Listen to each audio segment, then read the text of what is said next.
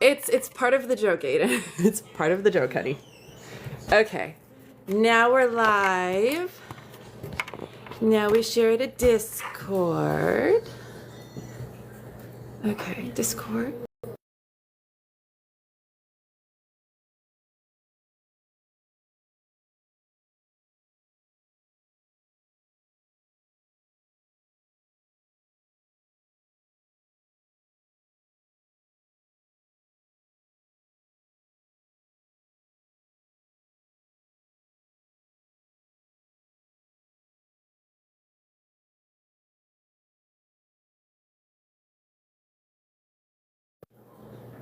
Okay, there we go. That's share.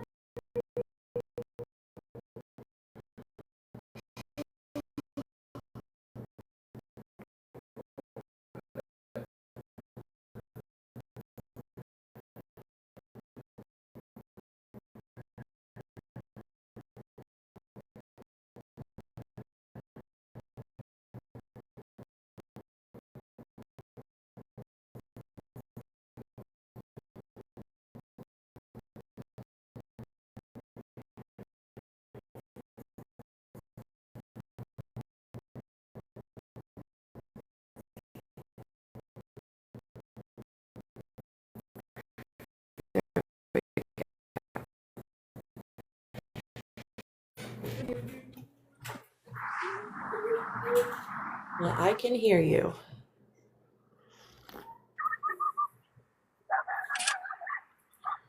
See here. I can hear you. Your Oh, you granddaughter can? has a birthday Oh, party great. today. Never Oh, had nice. K-pop Demon Hunter before? Yes, Rick, we love K-pop Demon Hunter. So I can hear you, I just can't see you. If you Yeah, I don't don't have know. the buttons, and if you hit it and you can't bring anything up, you gotta exit out, close TikTok out completely, and then come back in. It'll fix it. Oh, gosh. Okay, I'll be right back. Okay. But yeah, we love K-pop Demon Hunter. I hear a lot of Golden when I am working because the spa channel likes to put that on, likes to play the instrumental of it. Somebody said something, I don't know who said what, you were filtered. Keep in mind that if we don't respond, it's because TikTok is filtering you.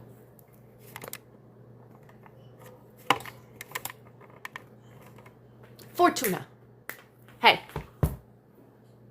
come here. Come here. I can't pet you if you plop down right there. It was for you saying you don't like the app. Got it. Okay, should be requesting accept.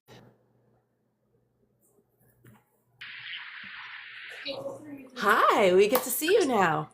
We're Yes, outside in perfect. the sunshine. I'm at the dog park. I'll just show you. I got one of my bastions of support here, and I Love got my it. pugs. My pugs are running around here, but they're not close to me. So, oh, one of them just found me. He's coming. Hey, Mayor. There he I love is. it. Yeah, they just got a I bath, love it. so we're ready to go, and now they're drying off out here in the sunshine. So, I love it. I just like the fact that you're outside. because Yes. we ventured outside today because it was pretty decent, but it keeps going between like 50 degrees and 80 degrees, and then 40 degrees and 60 degrees and 80 degrees and 30 degrees. And we had snow overnight one night, and then we get thunderstorms and lightning storms, and then it's 80 degrees today. Which state are you guys in again? Indiana. Yeah. Yep. Nope. I'm Yeah. from Iowa. I know how that goes out there. So. Yeah, where you can have all four seasons and a natural disaster in 1 week. Legitimately. Yeah, I 2020, it was remember. May 5th, it snowed. May 7th, we had tornadoes. Yeah, I was just Yeah. gonna pull that out from Iowa lore when it's like May and it'll snow and you're just like, okay, well, I live in Iowa. This is what the Midwest Yeah. is. But And don't now get me I'm in wrong, Arizona. I expect snow like through the end of April. I genuinely do because it's known to happen in the Midwest. But in May, it's like picture taken. There's snow. It was 2020. I was not okay with it. Yeah, no, that's a scary. It's like an end of days. You know, you're worried that the world might not continue after something like that. So, but it Oh, does. we're definitely all feeling the whole end of days because shall we talk about the Strait of Hormuz where they opened it and now the United States shut it down again? I just don't even think you can listen to them really. Like we just, you got to look at other sources for news about it because they're just telling you whatever they want you to hear. Oh, I know. Except I went on know, but TV and said that today. Actually, people were grilling him about like, how is it going? And he's like, well, sometimes you say that you're going to be there for this long or that long, and we have our objectives, blah blah blah. But it was just word salad. It was horrible. yeah, there's a lot of that going on right now where between Trump or Melania doing the whole speech when they didn't even know she was going to do it. They just don't know what's going on. Welcome in, Kenny. So let's get started. Let's talk about the ballot. Let's talk about the signatures. Let's talk about being sued. Let's talk about whether or not you're actually running for the general election. Yeah, I was gonna say I gotta correct you. Sadly, I did withdraw and issue a statement today. Okay. Our campaign got lawsuits from two different other campaigns that basically were putting at issue like our signatures. So they were saying that they weren't good signatures or they were in the wrong party or what have you. And I was Uh-huh. going through them and trying to see if there was a chance that we could fight it. And just with the sheer like money of it and how much it was going to be, and then also the signatures I looked at. I mean, they have it very worked out here as far as different ways that they can prevent people being on the ballot. Mm-hmm. The first way is unbelievable signature requirements for nonpartisan people. So you need like 5,000 signatures for my district versus like 200 and some for the party that I ended up running in, the Arizona Independent Party or like the Green Party or the Libertarians. They don't have to get quite as many signatures compared to what the nonpartisan people do. So that's the first way. Then the second way was they moved up the signature deadline by 2 weeks unexpectedly. Actually, it might have been 4 weeks, 2 or 4. But anyhow, Those so two. that's another way that they did it. And then finally, the people that still made the ballot still were able to get through that. Then they sued almost the entire. I sent you the article. They sued several candidates around. Everything from governor all the way down to my position to like even like state treasurer got sued. The state treasurer for the Arizona Independent Party, Michael Cepeda, he had something like 2,000 signatures, and they challenged 1,000 of his signatures. So He was they, about 400 short. All said yeah, and done, he was about 400 short. yeah, and it seems like they really have it, set up so that they can stop you if they don't want you. And Yeah. that's what I was feeling anyway. But I will Yep. just say, I mean, for my part, like my campaign is going to continue to the next election, and Good. we're going to reevaluate everything, but still keep building because the ultimate goals of the campaign are not mine. Like it's not me. This is the American people asking for change, and I just don't think they're going to get it here, at least in District 1. Many places in Arizona will not have as many options as they want because people want us. They signed our petitions in the hundreds and thousands, Yeah. and that just shows it right there. And the other, I also forgot, they also attacked the Arizona Independent Party and made them have their name be no labels too, because that's where we were changing from was no labels to Arizona Independent Party. And then they appealed that after we won and were able to stop us from being able to call ourselves that. There's actually an article in the New York Times about that today, too. So lots of Hi, lawfare. Frumpy. Welcome in. No, that's why I'm sitting here going, I just, what was it on the other day? It was last Wednesday. And it was about a 30-minute conversation with Michael where he let me know that, yeah, he withdrew. And it was just, yeah, it's like that. It's so painful to hear that from you guys because I see the passion, I see the ambition, and I see the drive. I see what you want to do and how you want to change it. And you had a group of people behind you. Unfortunately, it just didn't feel like it was enough time. And the other parties have been given too much power in order to enforce pushing down the parties they don't want in there, Yeah. using quotations. Hey, Sawa. But yeah, no, that's just, I'm glad you're not stopping with this. I'm glad you're taking the momentum and you're rolling forward with it and you're still going to do something.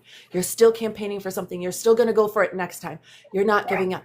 Because as long as you're not giving up, you have a platform here, my friend. You really do. I will give really you a appreciate voice. it. And, I will help get you to as many people as possible. I appreciate it. No, a lot of people have been really supportive. So it doesn't feel like we're losing steam at all, but it does feel like, that no matter what we would have done, they would have found a way. And like, I didn't raise money. That was part of my campaign, was making, the commitment to everybody that I would do the work. I would get, what I needed to do done without their money. Mm-hmm. And we did that. But then they introduced this is like a 5-figure challenge to our candidacy. So it just shows, we have to raise at least some money for 2 things mostly. So it's just basically an infrastructure like campaign management and volunteer driving. And then the other thing is this, like legal challenges and things that it's hard to anticipate even what they will try to do to you. So next time we'll be trying to push to get further. And I even, on my website, I made it so you can even donate to me now. ChristopherForCongress.org. So I think we have a long time till the next election. And there's even some that I'm considering in between. But for now, I mean, we need to fight this what's happening to us, which I always characterize as oligarchy. And believe it or not, I have a few people I've reached out who have come back and go, well, I lost my primary. It was a few days ago. Do you still want to interview me? I'm like, yes. Why? Here's the thing. Win or lose, I still want to have everybody on here. If you have any drive to continue to tell people, listen, this is what I learned. This is what I did right. This is what I did wrong. Learn from me and make your own better while I make my own better. Let me learn from you too. Because here's the thing is, you don't know your mistakes until you actually try, right? You're never going to know where you are deficient until you start trying and go, oh, well, we learned this. We know going forward, we're actually going to have to ask for some donations. And it's specifically so that we can manage the campaign and fight against lawyers and challenges. That's what we're starting off with. We realize that now. Good, great. But here's the thing. Sawa, you're not wrong with saying politics is bought. However, there is a difference between being grassroots and constituent community driven and backed versus being donor and PAC backed. There's a huge difference between the two. Is every PAC bad? No, but we're going to just lump those all together with donor because a lot of them, you don't know how deep the tendrils go until you start looking into who's actually part of that PAC, who's running it, who they have ties to. Because a lot of times when you start looking, you're like, oh, well, they're all owned by the same people and they're on both sides of the board. And, oh, this is not pretty. They're really just pitting us against each other, which, again, is why we need more independence, especially, I believe, in the position of treasurer, attorney general, and secretary of state. Especially those first two, they need to be nonpartisan. They need to be unbiased. It would be great if we had independence across the board, but we all know that's not going to happen. But it would be nice to get a few of them interjected here or there, because I truly do believe that Arizona has something special when they have the independent party. And the fact that they're trying to make them go back to no labels is not okay. It's not good. It's not great in the slightest. It's also the fact that, like it or not, people should be able to put their signature on anybody's ballot petition, and it should not matter what party they are tied to. It shouldn't. Because maybe I voted Democrat the last 3, but maybe I want to vote independent this year. Or maybe I voted independent But if I'm independent, I can't sign somebody's Democratic petition. Why? Because I'm independent. No, and So it makes it good. really murky. You know what I mean? Like it make because like the language is that if it's not one of the parties that has representation on the ballot, all of a sudden you don't need, you can sign my petition. Whereas if it's Democrat or Republican, you can't. So it's like sort of ambiguous, right? And then even like Hmm. checking it on the back end, every day you could request a new voter roll with the new Hmm. registrations. And the Democrats and the Republicans have ways of looking at that more consistently. But independents, there's nothing like that, right? You're just spending your own money every time you do it. It was $330 when I bought it this time. And that was only for my district. So you can imagine what the cost is when you look at like the whole state, which is millions of people, versus like mine is like 600 to 800, like it's probably like 650,000. So it Hmm. just, how are you supposed to check that these people are your party? How are you supposed to make sure they're registered and stuff? Like it's this whole mousetrap that's set up to keep people off the ballot as much as possible. But that we It just have to is. be, like you said, wise to that. We have to strategize for that. We have to take it into account. And next time we'll come back even stronger and harder to disqualify. So And that's exactly it is. Okay, we learn. I'll be the first to admit, amateur political journalist, I'm still learning what to do on my end to help you guys. The right questions to ask, things to get the conversation driving so more people want to sit in here and be engaged. I'm still learning that. I've only been doing it for about a month, so be proud of me. I'm very proud of myself. I think you're doing great. And thank you for having So me it's on. I appreciate you. well, thank you for saying yes. Yeah, I've had a few no's.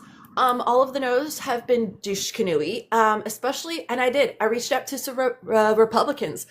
They were the worst with saying no. Hmm. I've had one Democrat dude be rude, but the rest of them, oh, they were worse. I'm about ready to post the pictures of the screenshots I took to my Discord because it's just like, do they really need to be that rude and mean when somebody's offering them a platform?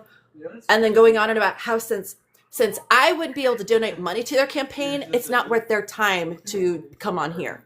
It's like, That's oh, so you're only going to do it if I give you money. Yeah, that's so depressing. That's exactly what I'm trying to fight against, to be honest with you. Like, I don't think that that should be the way it is. Americans ought to have access to their representatives. It's part of the whole message of freedom, that you have representative Mhm. government. So it just irks me that that happened to you. I'm sorry. It is what it is, but it helps to shine a light on. Again, you have one guy who's knocking on doors, and the Democrat that I reached out to that was nasty to me. He actually, his district is like an hour south of me. I have a good chunk of friends that live there.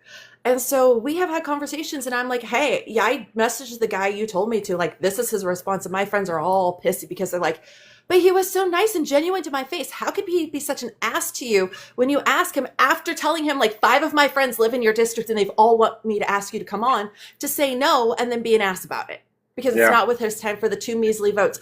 Well, I can tell you about the 25 you just lost. yeah. Two of the most prominent people I'm running against, I just got really bad feedback on their personality, like from pretty, people who I trust. And I just Mm-hmm. think like you want to believe that these are people that are good, that want to represent us. But with the way the system's set up, I mean, I think it's set up for people who, I want to say like don't have like the decency like that everyday Americans have, that I experience whenever I'm out and about going to the store or the park or wherever I'm at.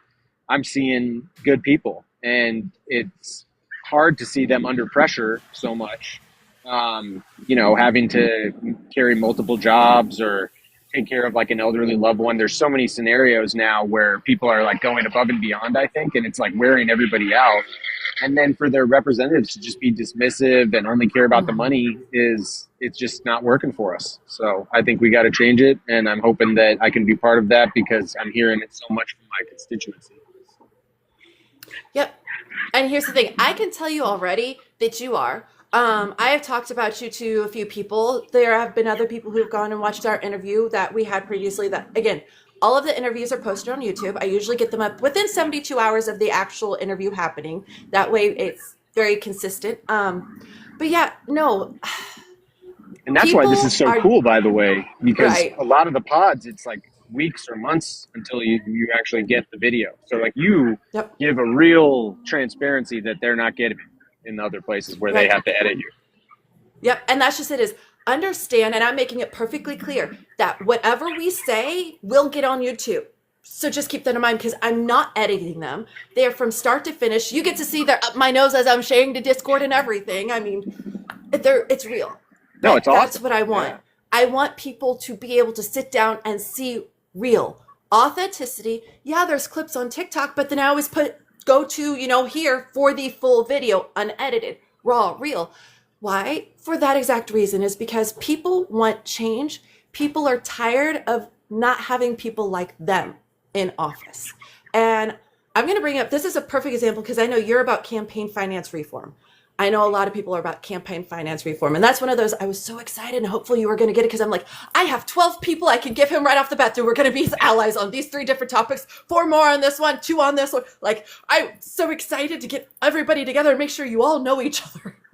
No, I mean, Why? that's what this is Because about. We need coalitions. we need coalition. We need to go into the next step with allies already by our side, knowing, okay, we have 5 people who are already on this. We all want this thing. Let's start building something that we can get other people to come on board with. And next thing you know, you have 364 people going, I like that idea. Can't we do that idea? And the other 80 going, no, I don't like it. But the 364 going, no, we're going to do that idea because that idea, we like that idea. And 80% of America likes that idea. So we're going to do that idea. Oh, that's awesome. I think it's going to happen through grassroots movements. I mean, It is. that's what must occur for us to be able to arrest the kind of free fall that we're in, both Mm-hmm. like financially with the debt, um, the lack of revenue from the highest earners and the entities that are controlling this country. And like you may think like this doesn't affect you, like, or whatever, like it's just what the world is, like how can we change anything? But I am telling you guys, like, this stuff affects all of us. And the other part is it is what we believe in. Like when something that I believe in gets just trounced and like trampled, I try to resist that, and I try to get out there and do whatever I can, even if it's small, to try to get in the way of that kind of thing. And I mean, if you look at like I got my Palestine shirt on. If you look at Mm-hmm. that situation, you cannot tell me that American values are being born out there. Maybe if you consider this a religious country, but I do not. I do not I know. believe that. And I think Never when was you meant look to be.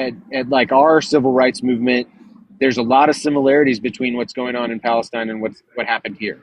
Mm-hmm. Everybody knows about the drinking fountains, white and black drinking fountains, right? I The mean, segregation. in the Palestine versus Israel, they have different water systems.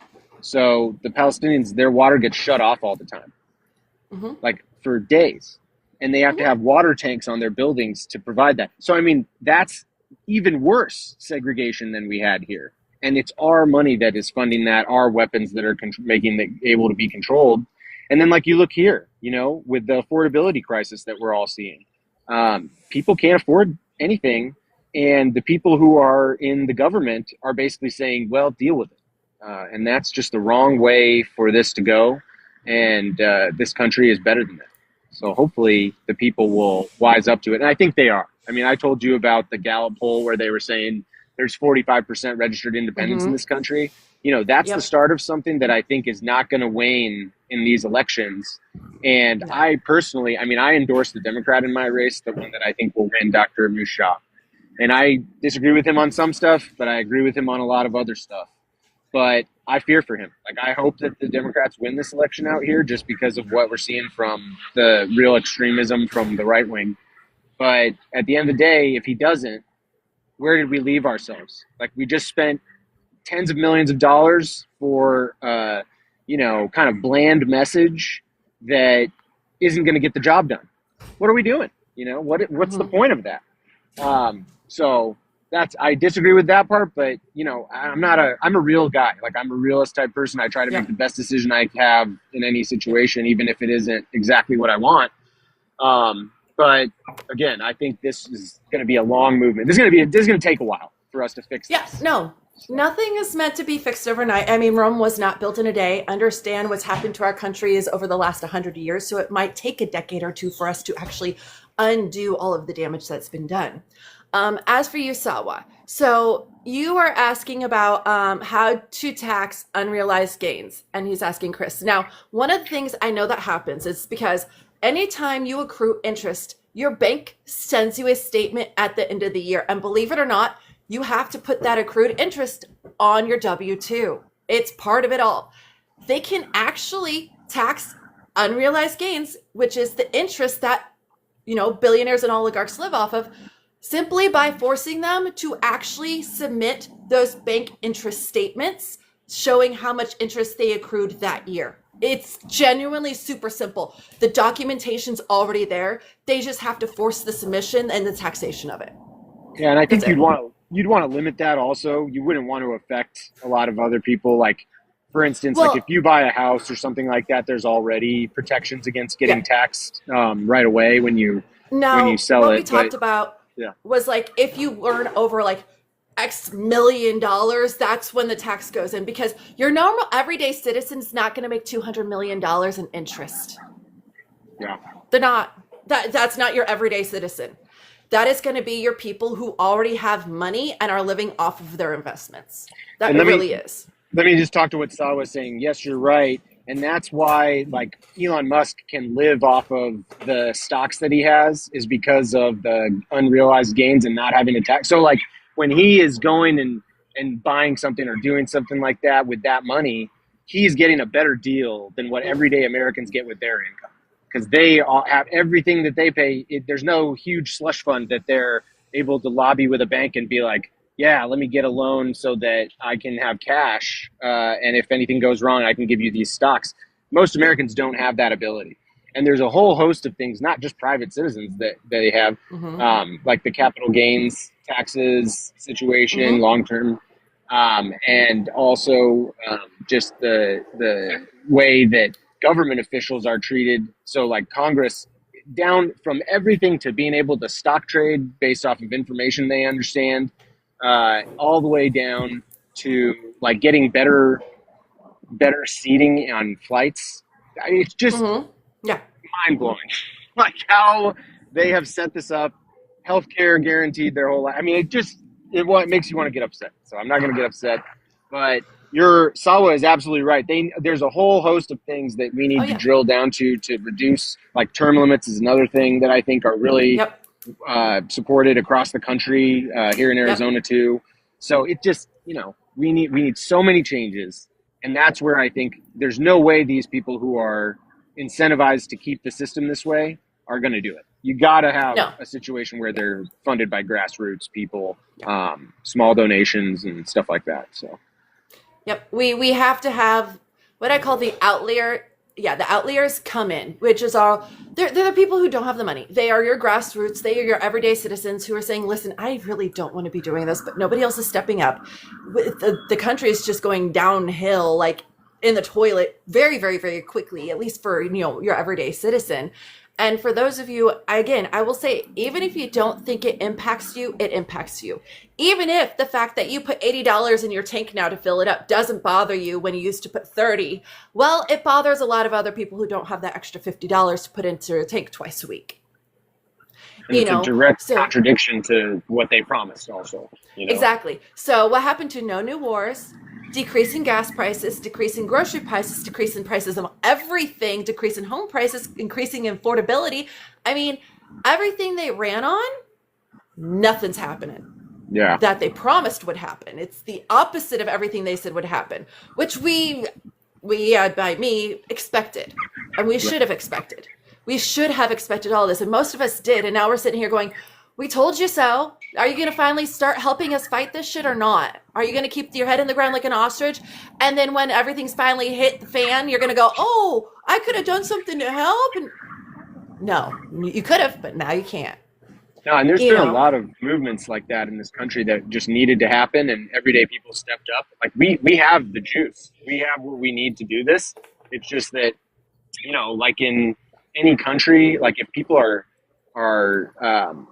they feel powerless, like that is a direct result of people trying to make us feel powerless. When really, in America, we should have the greatest ability to affect our politics, like on a Oh yeah. basis of every election that we even are in. And it happened here. We had the SRP board election here just recently, and Okay. Turning Point USA put so much money behind a slate of candidates. They had all these like really like expensive signs all over the city that you could tell they just had money behind it. And when you look at the reports, Trump has spent tons more money. You know, the Republicans are spending a lot more money already for the election and for the different things that they're doing. Mm-hmm. And you know, still no getting what we want.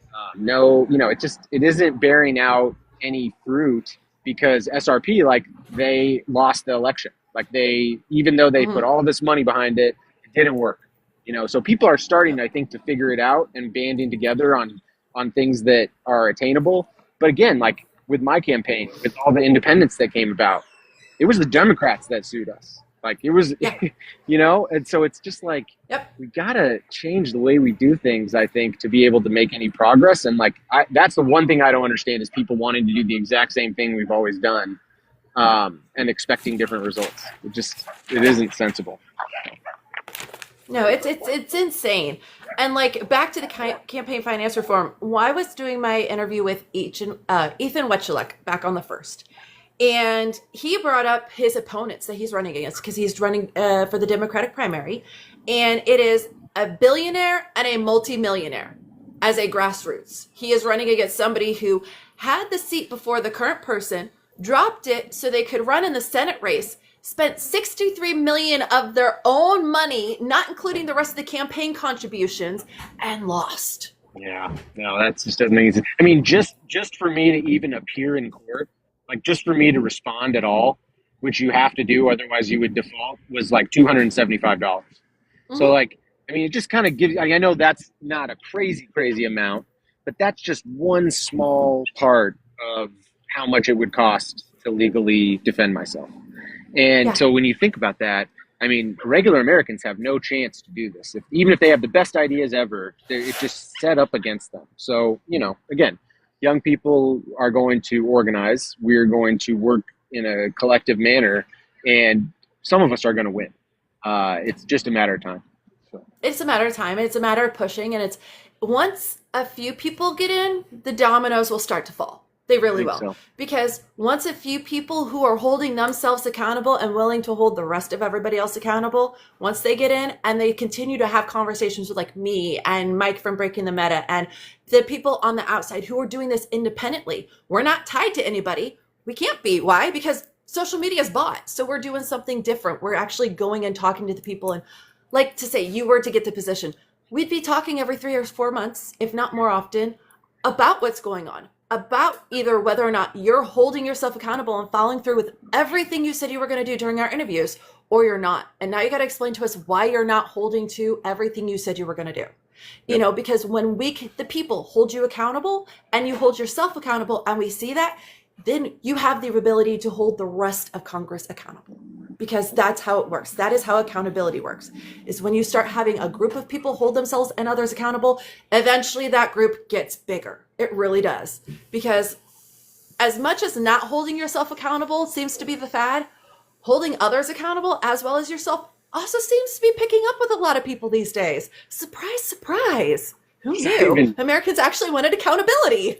It's not even like accountable. Like they try to distract you if you Yeah. notice something that they did. Like, oh, let me just go around that, or try Mm-hmm. to talk about something that doesn't even affect very many Americans, but it gets you angry. That's their favorite thing to do.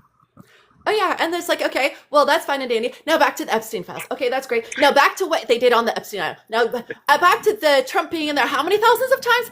Tens of thousands of times?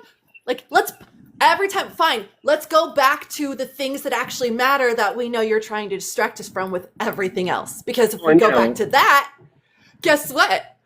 Between Epstein files, taxing the rich, and cutting the military budget, the vast majority of American problems would actually be solved right there. It's three things. There's no, three there's things. there's even. I mean, I was watching a video the other day where they were talking about like Hunter Biden's laptop or whatever, and Mm-hmm. Nancy Pelosi's like stock wealth or Mm-hmm. whatever. And then they looked at what Jared Kushner has made off of the Trump administration and what like the members of the Trump family have made. And I mean, it's billions versus millions. Like it's a magnitude order difference. And I just Yeah. feel like they were able to, like, how did the Democrats let that happen? Like, it should be very obvious to all Americans, like, you know, a bucket of corruption and a little glass of corruption, like Yeah. a little It's amount. like, It should well, be we have clear, a but we barrel of don't have good corruption information. versus a waterfall of corruption. Yeah, The exactly. difference is not the same. And they are both still bad. You know what I mean? Like, no Yeah. president's kid should just get like special treatment and business deals and get a bunch of jobs. Like, I agree with that.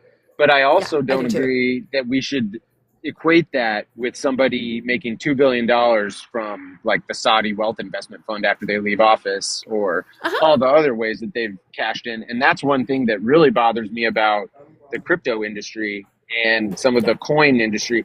Like, that has to be seen. Americans have to realize, they have to see that and be like, this is totally unacceptable. It's pure corruption. It's legalized corruption, and we have to end that immediately. I mean, it can't Yeah. take time. We will No. lose our country. Absolutely. So, If we haven't already lost it. I mean, we all are right. still fighting. Don't get me wrong. I say that as Americans, we are still fighting, but we also know there's so many foreign investors in our country that have their fingers in with the politicians. And to Sawa's point, I agree. Politicians are bought. Representatives are not. And there's a huge, huge difference. And again, I will reiterate, representatives are there first to represent their constituents in their district, then their state, then their country. Politicians are there for the corporations who have bought them and to line their own pockets. You should not get wealthy off of politics, but politicians do. That is the difference. Representatives, they might get wealthy 5 years later after releasing a tell-all book of their time in politics. Cool, great, I'd read it, I'd buy it, awesome. But they're not doing any of that while they're in. I know a lot of people who are running who've already put their 401k, their investments, all their things into a blind trust that they cannot touch until they're done campaigning and out of office. Why? Yeah. Because they want to show the American people right up front, guess what? I'm doing the things I'm telling you I want to hold everybody else accountable for and make them do. Yeah. Okay, I bet you got my vote. I'll do Yeah, it. and Like, it's you're it's not showing me complicated, you're willing to do it. right? Bet doing the thing and saying this is what I want others to do and showing you're holding yourself accountable first, bet do you know how many people will follow behind that? Because that's all they want. They just want people who are saying, listen, I'm holding myself accountable. I will do this and I will hold myself accountable and I will prove it to all of you. Okay. Okay. Most of us, we're quietly sitting there going, okay, we have nothing to say because we thought we were going to have to fight you on this. No, and I mean, that's what, like, when you look at Zoran Mamdani in New York, Mm-hmm. I just keep, everything I see is great. Like, he just is listening to people. He's trying to affect their lives. Like, they're filling in, Mm-hmm. they're doing the work. And that's what people want. They want to see somebody sort of boring doing the work and like Yeah. representing the place well, whatever your group is. And then, being respectable and not needing like unlimited sums of money that never end. Like, it's just, Yep. we're wise to it now, I think. And I think people are not going to take this for very much longer. So, No, we're at the point where you have to understand Gen X and millennials, we're already freaking exhausted and we're done. We have been promised our entire lives if we did A, B, and C, we would end up with D, E, and F. How come we did A, B, and C and then D, E, F, G, H, I, J, K, L, M, N, O, P, and we're still not seeing X, Y, and Z? yeah. Like, we've gone beyond what they said we were ever going to have to do. I have 3 degrees just so that way I can keep relevant. And then one of them, I have to continue doing 24 hours of continuing education every 4 years in order to keep my license. Like, it's not an easy thing to make sure you have the money set aside because it's about $1,000 a year on continuing education on top of everything else, paying back student loans, doing this, and that's right there where, like it or not, gentlemen, women are we're putting ourselves through school so we can have the job, so we can support ourselves because we just can't rely on somebody else in this economy, in this world. We can't. We watched what happened with our grandmothers and our mothers with doing that. We watched what happened when there was not happy households with our friends. We watched the abuse in our friends staying the night at the night and us patching them up because their dad hit them because he got drunk 2 nights ago. I mean, we've all lived through that. Most of us have friends who've lived through that. We have knowledge of that. And that is something that I talked about a lot, especially with Gen X and millennials, is what we grew up witnessing and what we're not tolerating anymore. Because you know what? We witnessed the downfall of our country. We have been told once in a lifetime event every few months, our entire lives. I have lived through more once in a lifetime events, and that should never happen. And that's impossible lifetimes in my 40 years than I care to list on my fingers and toes. Yeah. Because I have to take off my shoes and socks. I mean, it's just some of the stuff that's happening is so big, it's hard to even wrap your head around. Like Lebanon, where my charity operates, they have taken like a third of the country. Israel has just, displaced people. They have put them, in situations where civilians are getting killed, even, that have they're not resisting at all. These are just normal people that are getting killed. And when you look at Lebanon, I think this is a cool way to look at it. Maricopa County, where I'm in, is bigger, it's much bigger than the whole country of Lebanon. So when you think about a third of that being taken, that's a huge portion of the country. These are the type of upheavals we haven't seen since World War II. This is the type of violence we really haven't seen since World War II, especially against civilians. So I think that we're seeing a lot of unprecedented things. We have an unprecedented number of conscientious objectors in the military right now, I was just hearing yesterday. Oh, we do, and it makes me so happy. It really does. Where how many steps away are we from burning draft cards and stuff like that? I mean, it's not that far away, guys. Like, we're being automatically registered for selective service. If you don't know anything about that, I would really encourage you to get educated on that, because this stuff could really happen to everybody. Yep.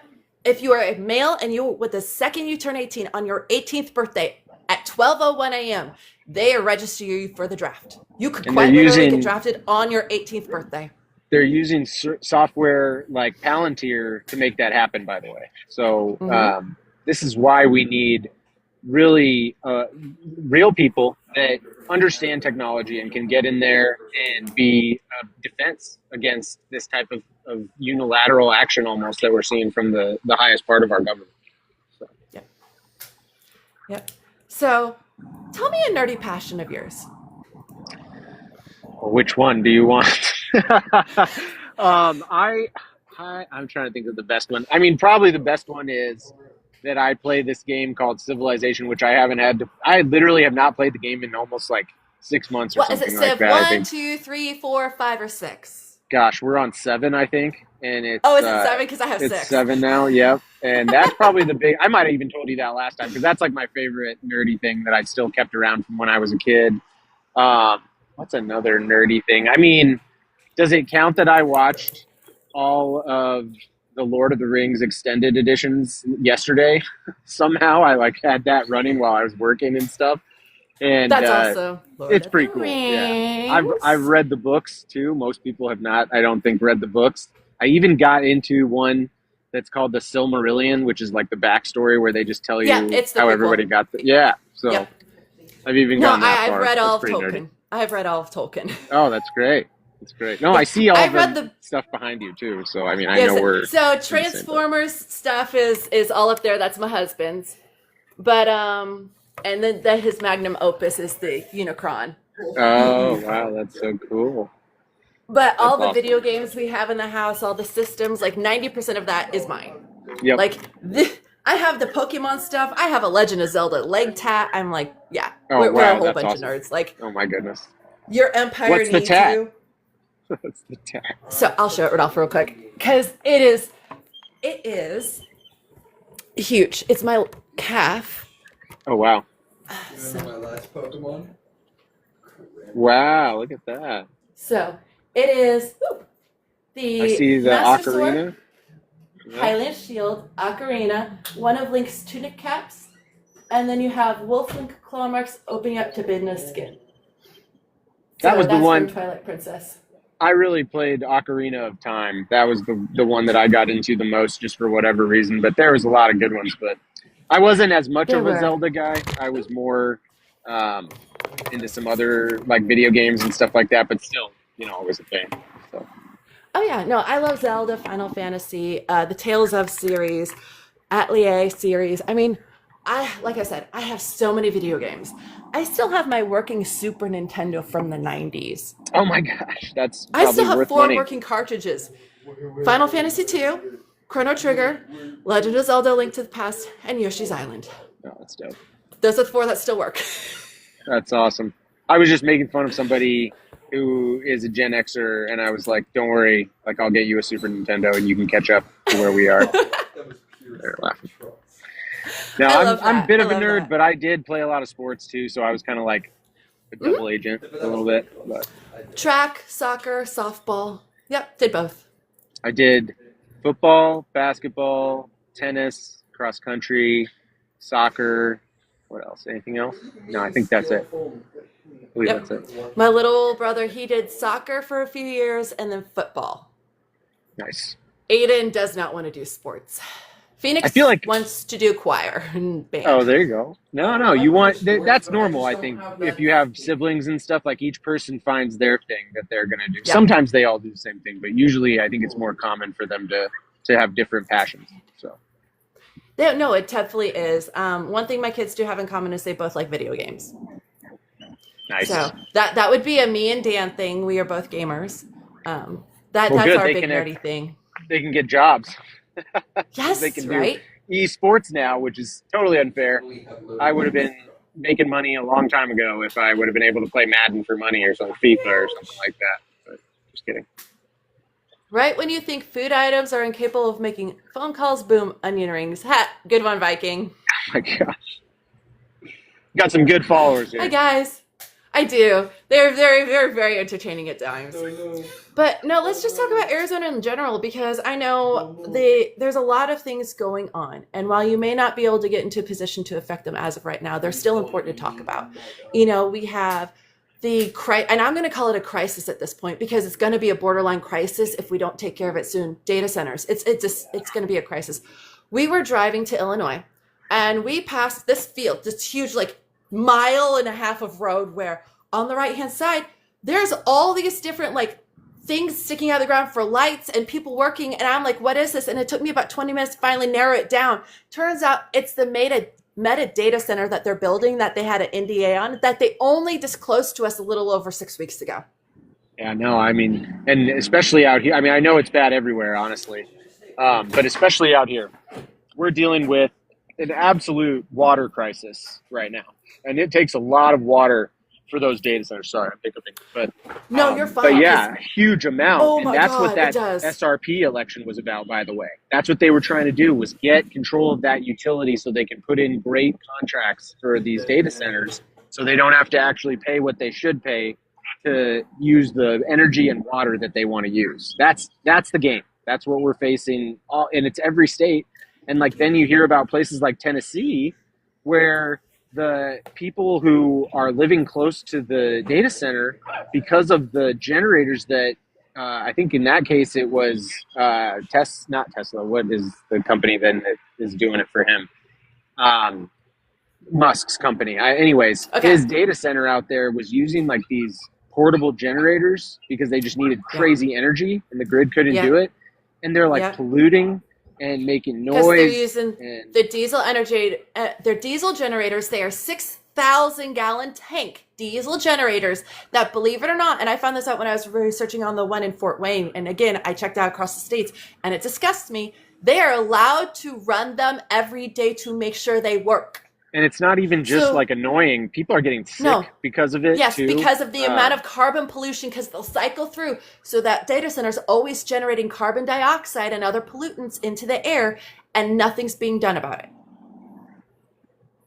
Because, oh, by the way, the carbon dioxide and the pollutants that those diesel generators emit, FYI, here's the fun story. So you know how back in last summer they rolled back the EPA guidelines, and then back at the end of February, beginning of March, the federal government and Congress and Senate all voted in to make it so that the state's EPA standards could not be more strict or stringent than the federal guidelines. So basically, if the federal government doesn't care about the pollutant, the state doesn't have to care about it, and neither do businesses.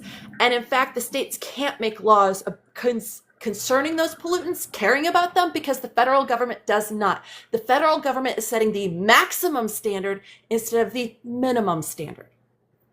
Yep. And Sawa asked a good question, what's your solution? What are the long-term objectives for these data centers? And I think that the biggest thing that needs to happen right now, nothing's at issue about building these things. Like, we know what to do to build them. We know what they use. We know what the pollution situation is.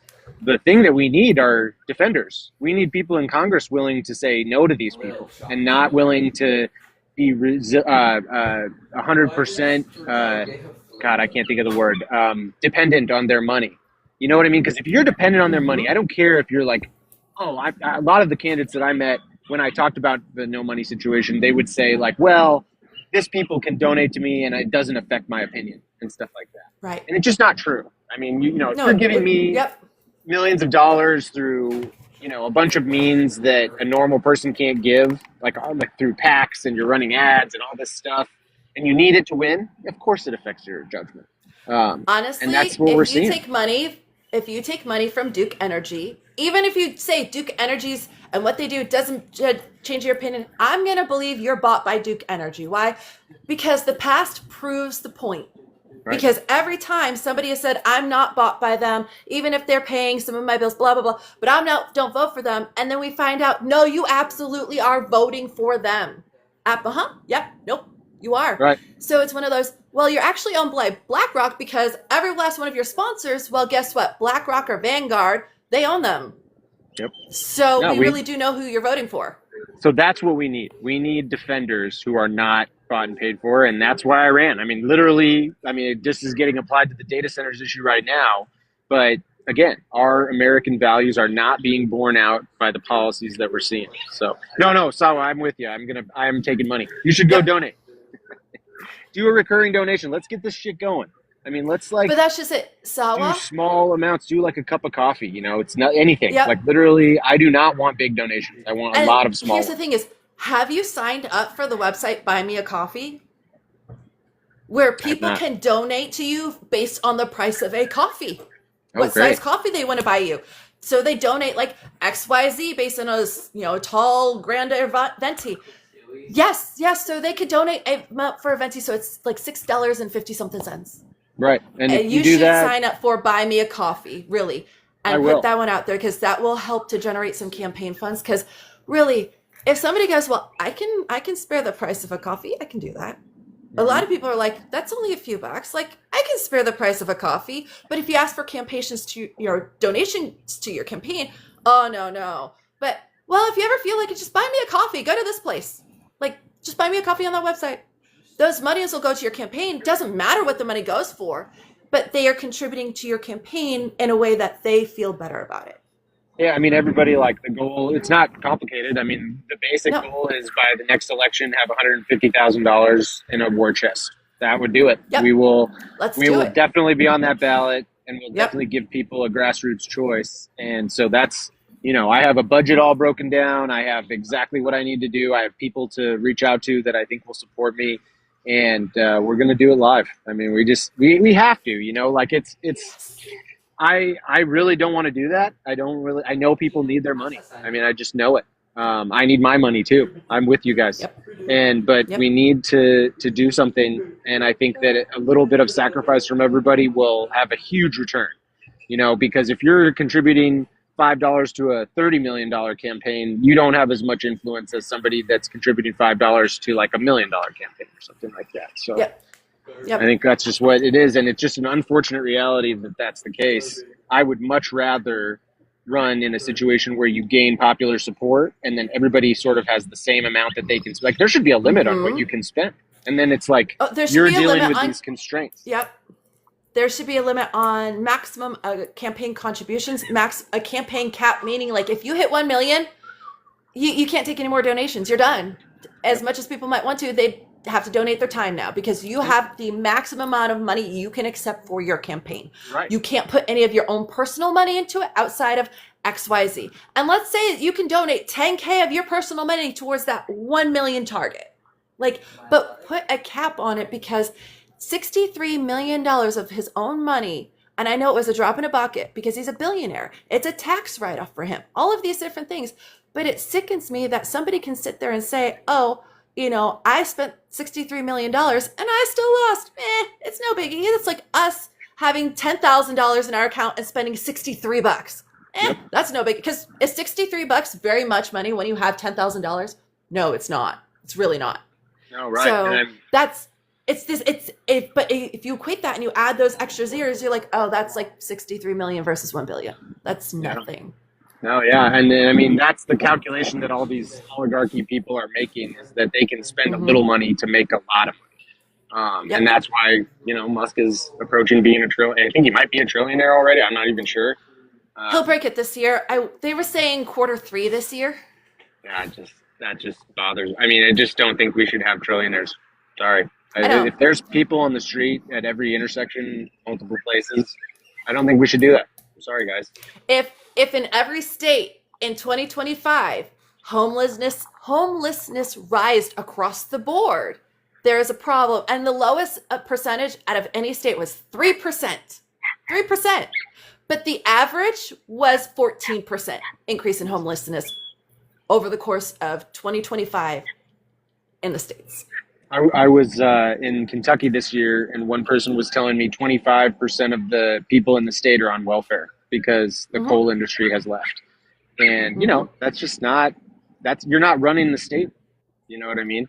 And there's Democratic leadership in that state right now and for a long time. So, I mean, it's not one party or the other or something like that. In fact, I think Republican states are often worse on that, in the South especially. States are just bad. They're just bad.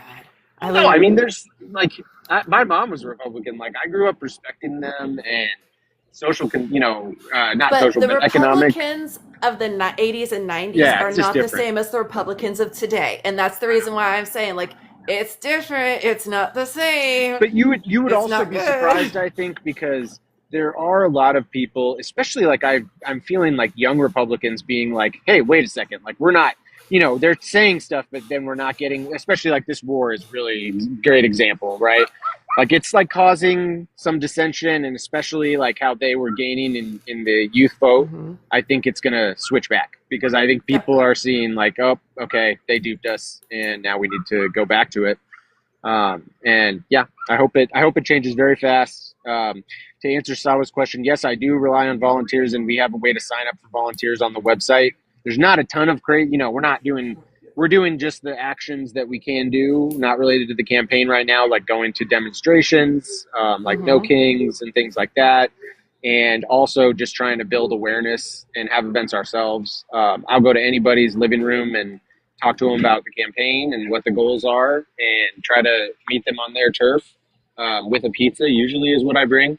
And so, but there's ways to do this that are effective, I think. And that's I got that from Obama. He used to do that. He would come to Des Moines, where I'm from in Iowa, and would meet with people in their living rooms. And that propelled him to victory in the caucuses and eventually the presidency, that kind of thing. Yep. I mean, that's what people want. Whether you're a Republican or a Democrat, I encourage all the Republicans, they should go get in people's living rooms, dude. It's just, anything else is you're not doing your job to me. And then when you're doing that, listen.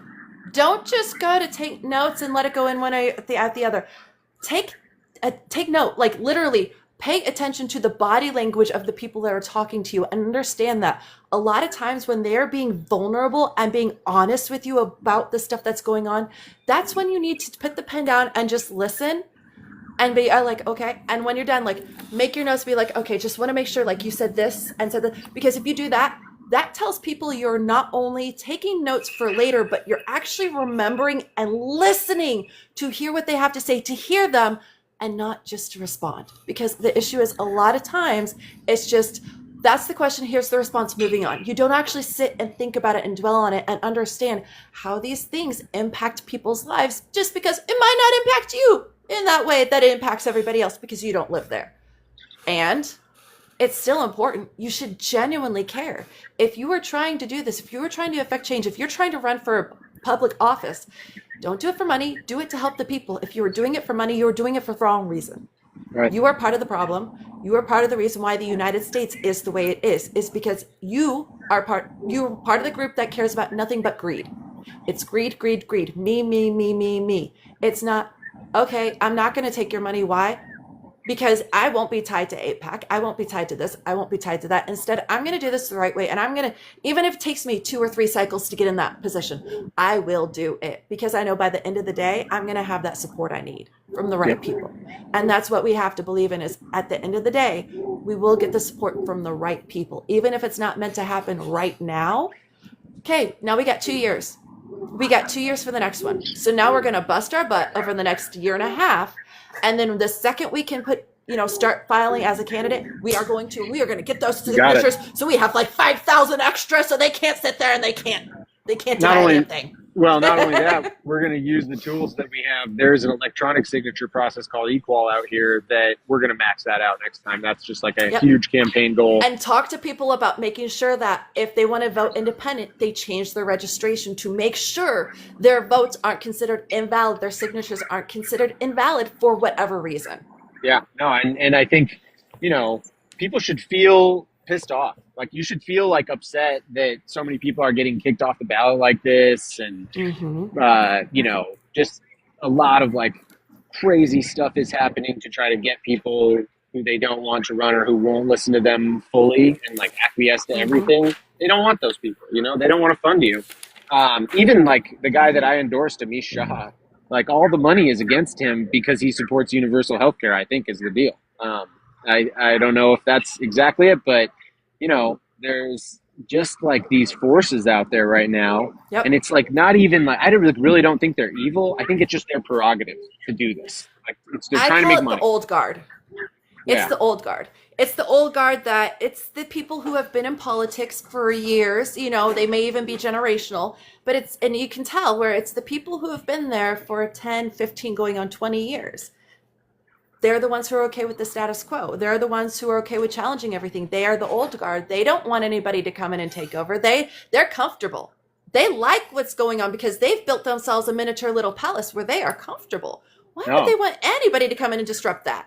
Look at Mitch McConnell. Even his staff is propping him up at press conferences and stuff. Like, because they just this is that's what like a lord would do, or like a grand vizier or some crap like that. Like, it's not what an American representative or senator should do.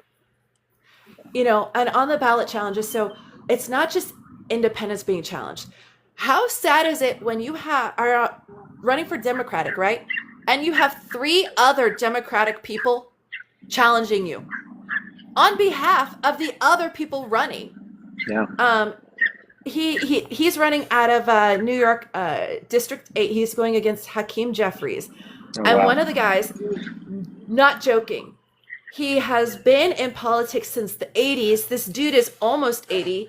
And he's contracted to literally, what he does is he goes out and he just contests Democrats who the people who pay for him in the DNC tell him to contest. That is his little job. That is what he's contracted to do. Wow. That's sickening. It's like silencing the people. Yeah. And so another one, the other guy, he is. I don't mean to laugh. It's just ridiculous. No. Like, it's just the system that we have, like when you really examine it, and like what I've done where I've run, holy smokes, guys. We got to change so much stuff. It's just really bad. And these 3 ballot challenges, and mind you, he did the work and he listed out in his TikTok post, and I went through all of it. They're coordinated. They are 100% a coordinated effort between the 3 to get him off there, because one of the other guys, part of the reason why he's challenging is because he's afraid that Vance is going to break the status quo. That's the whole reason why Vance is running, is to break the status quo. And then there's a third challenger where he could not get a whole lot of information about her because there's not a lot of information out there on her. I even looked it up. I'm like, yeah, she has almost no paper trail. She has almost no digital footprint, but somehow she's heavily in the Democratic Party. Like, okay. But it's one of those, like, it's mind boggling to sit there and think that, okay, I get the fact that you're afraid if you're running against 7 other Democrats for that position, you're not going to get the primary. So you're going to take out as many opponents as possible. You know what? Stop using the underhanded, dirty tactics. It really should be let the best man win. If you vote and nobody has over 50% of the votes, somebody was detailing out how they should do it. Vance bought by Pester there. Oh my God. Different Vance, different Vance, different Vance, different Vance, different. Not JD. I'm talking about Vance. I'm talking about Vance Bostic, who's Vance running for is- Congress in District 8 against Hakeem Jeffries. I just explained that before I said his name. Yeah. Not talking about JD Vance. No, not JD Vance. Talking about Vance Bostic. Not talking about the worst millennial, as I usually call him. I'm talking about, again, a Gen Zer who's, right on that cusp of a millennial and Gen Z who's running for Congress in New York, not the vice president. I would not sit down and have a conversation with the vice president. And if I did, trust me, you all would know. I'd be blasted and go, hey, I have JD Vance on. Y'all want to come here and rip him with me? That would be crazy. Let me know if that happens. I'll be there. Oh, yeah, I'd be ripping him a new asshole, I got to show you guys Why? what's happening over here. This is so funny. Do it. That's my Okay, dog. we see one puppies. Yes. He's just sitting there looking at me like, I need my dinner, buddy. Like, I got to get out of here. Oh my God. He looks so funny. He is the most stoic little guy. His name is Morris. I love it. He's a little But no, cutie.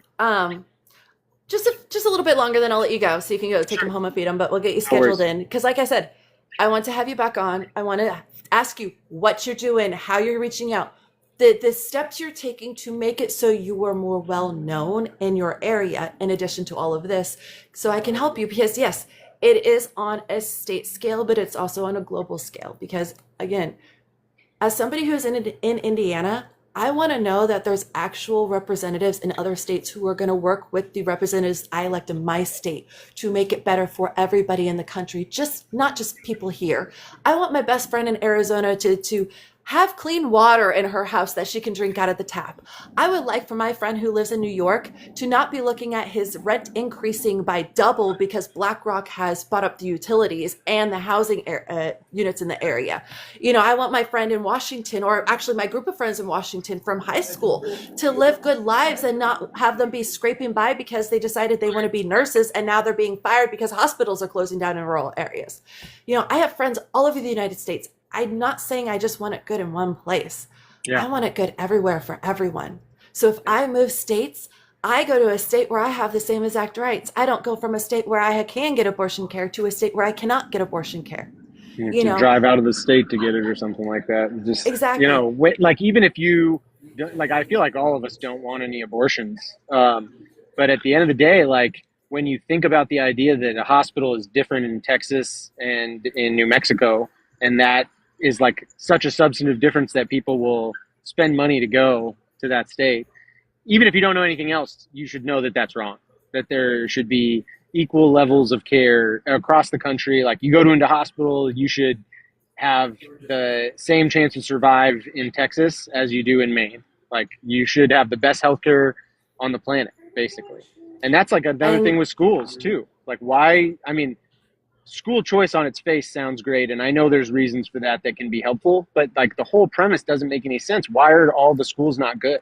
Like why do we have public schools that are being shut down so that we can give money that we don't even audit to a bunch of people so they can quote unquote choose the better school? Every school should be good. I went to a public school. My whole education was public except for 2 years in a private college. And I think that's something that made me who I am. Like, it's something that I totally cherish. Like, whether or not I'm the wealthiest person or whether or not I'm, like, a hottest guy or whatever. You know what I mean? Like, an education is so much more important than all of those other things. To be able to have self-determination, to be able to do the life, liberty, and the pursuit of happiness. Like, that you need an education for that. It doesn't have to be a PhD, but we all should be trying to get to a place where there's at least that baseline of people being able to pursue the American dream. So. Yep. And I love the fact that you brought up the public education, because the more I talk to people, the more I found out the same thing is going on in every state. And again, it sickens me. And it's the fact that they are taking public schooling funds, not using them on public schools, and putting them into private schools as vouchers or homeschooling as vouchers. Arizona, I was actually reading up on that one because of the It's empowerment bad account. here.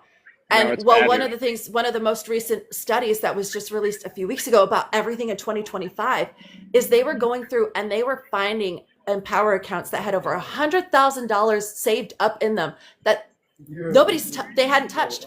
But what was happening is I was finding out, oh, these families were saving up for college tuition, not high school tuition, college tuition.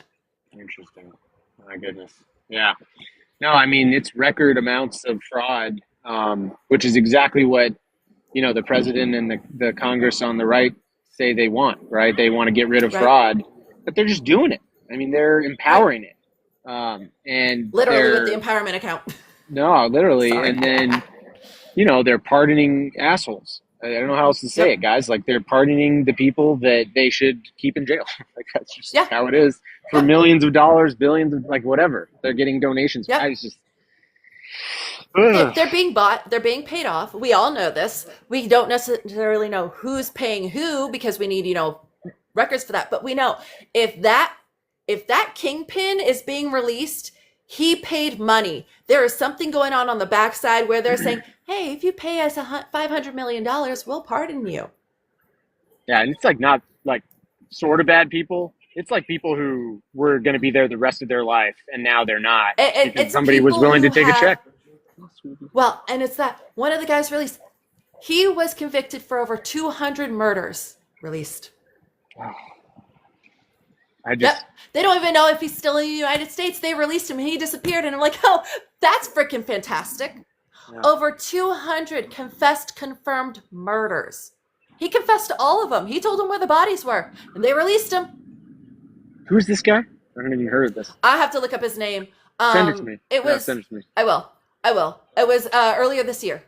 There was not a whole lot of press on it, but it was when he released 7 people at the same time. And there was one of them was this president, and everybody's focus was on that, but they didn't focus enough on the rest of them. And the others were not good. The others were very bad. No, and it's just I'll send you a link for that one. One thing after another that, if you ever are feeling not motivated or you feel defeated, just go read what the crap is that they're doing. I was reading yesterday that there's a bill in front of Congress right now to give military benefits to IDF soldiers. So Americans that go fight with the IDF could come home and get a military pension, just like if you fought in the American military. I mean, that to me is just mind-blowing. That doesn't make any sense. It's you're going and pledging for another country and fighting for them, and then you get American military benefits? That doesn't rub me right. I don't know. I can feel the gears in my brain going, yeah, does not compute. Wait. Basically, they're saying if they go fight in a country's military, when they come back, it's like they fought in our own military. Right. I mean, and we have given them billions a year, every year, including more now than just a couple billion a year. And this is a country that has universal health care for their people. This is, and not for Palestinians, by the way, just for the people in the high country that are Jewish. So they don't even, there are Israeli Arabs is what they call them. They're really just Palestinians that stayed in the proper area, in that area. And those people do not have the same benefits as the people who are Jewish that live in that area. I mean, that alone, we're paying for that, guys. That's on our dime. Hey, we don't like discrimination in America, but we're okay with it in every other country. Crazy. Seriously? No, it's just crazy. Seriously? It's the last. It's the best colonization project that they ever did. It's the one that they have kept to present day, and the main reason is because they injected a population into there. You know what I mean? They encouraged immigration, both the British and then the Americans after them, and so they had people there because most colonization efforts fail because obviously, right? People live in South Africa. You can't just go in there and think you're going to run it when there's all these people unless you're oppressive. So, we got to have equal rights everywhere. We can't just We do. pretend like that we have it here and that's enough. When we're So wait, covering the was it planet and law military bases, and the entire system of money pasted is around based on the American dollar, which Hmm. they're maybe that won't be the case for that much longer, and we'll stop being able to do so much harm to the but world. also But I don't it want that. not I to mean, be I want in like a America to do battle great. I want us to flourish, and I want us to export the best of us instead of exporting our weapons and just bad policies, authoritarian policies, or corrupt policies, all that stuff. We need to stop it. We have to all band together to do something about it. And if we don't, Hmm. it will be not the world that we want to see. It will be, I always say, it'll be Ready Player One, essentially, is what Yep. I'm anticipating. It's one of those guys, you gotta be the change you want to see. Because you have to understand, ain't nobody gonna step up and do it for you. You gotta do it yourself. So if you want the world to change, ask. Ask people, what can I do to help? Well, I can personally get you in touch with a lot of people depending on the state. Here, let me get you in touch with this person. Oh, you're in this district? Great. Let me get you in touch with this candidate because, yeah, they're fantastic and you can ask them exactly what you can do to help them win because they need to win. So it's I things like that where like if you don't know, ask people. Yeah, Ask candidates in your state, what can I do to help? I read all my emails, folks. Every person that sends me something, I'm checking that out unless somehow it just goes to spam. That only happens like every week. But literally, like, reach out to me.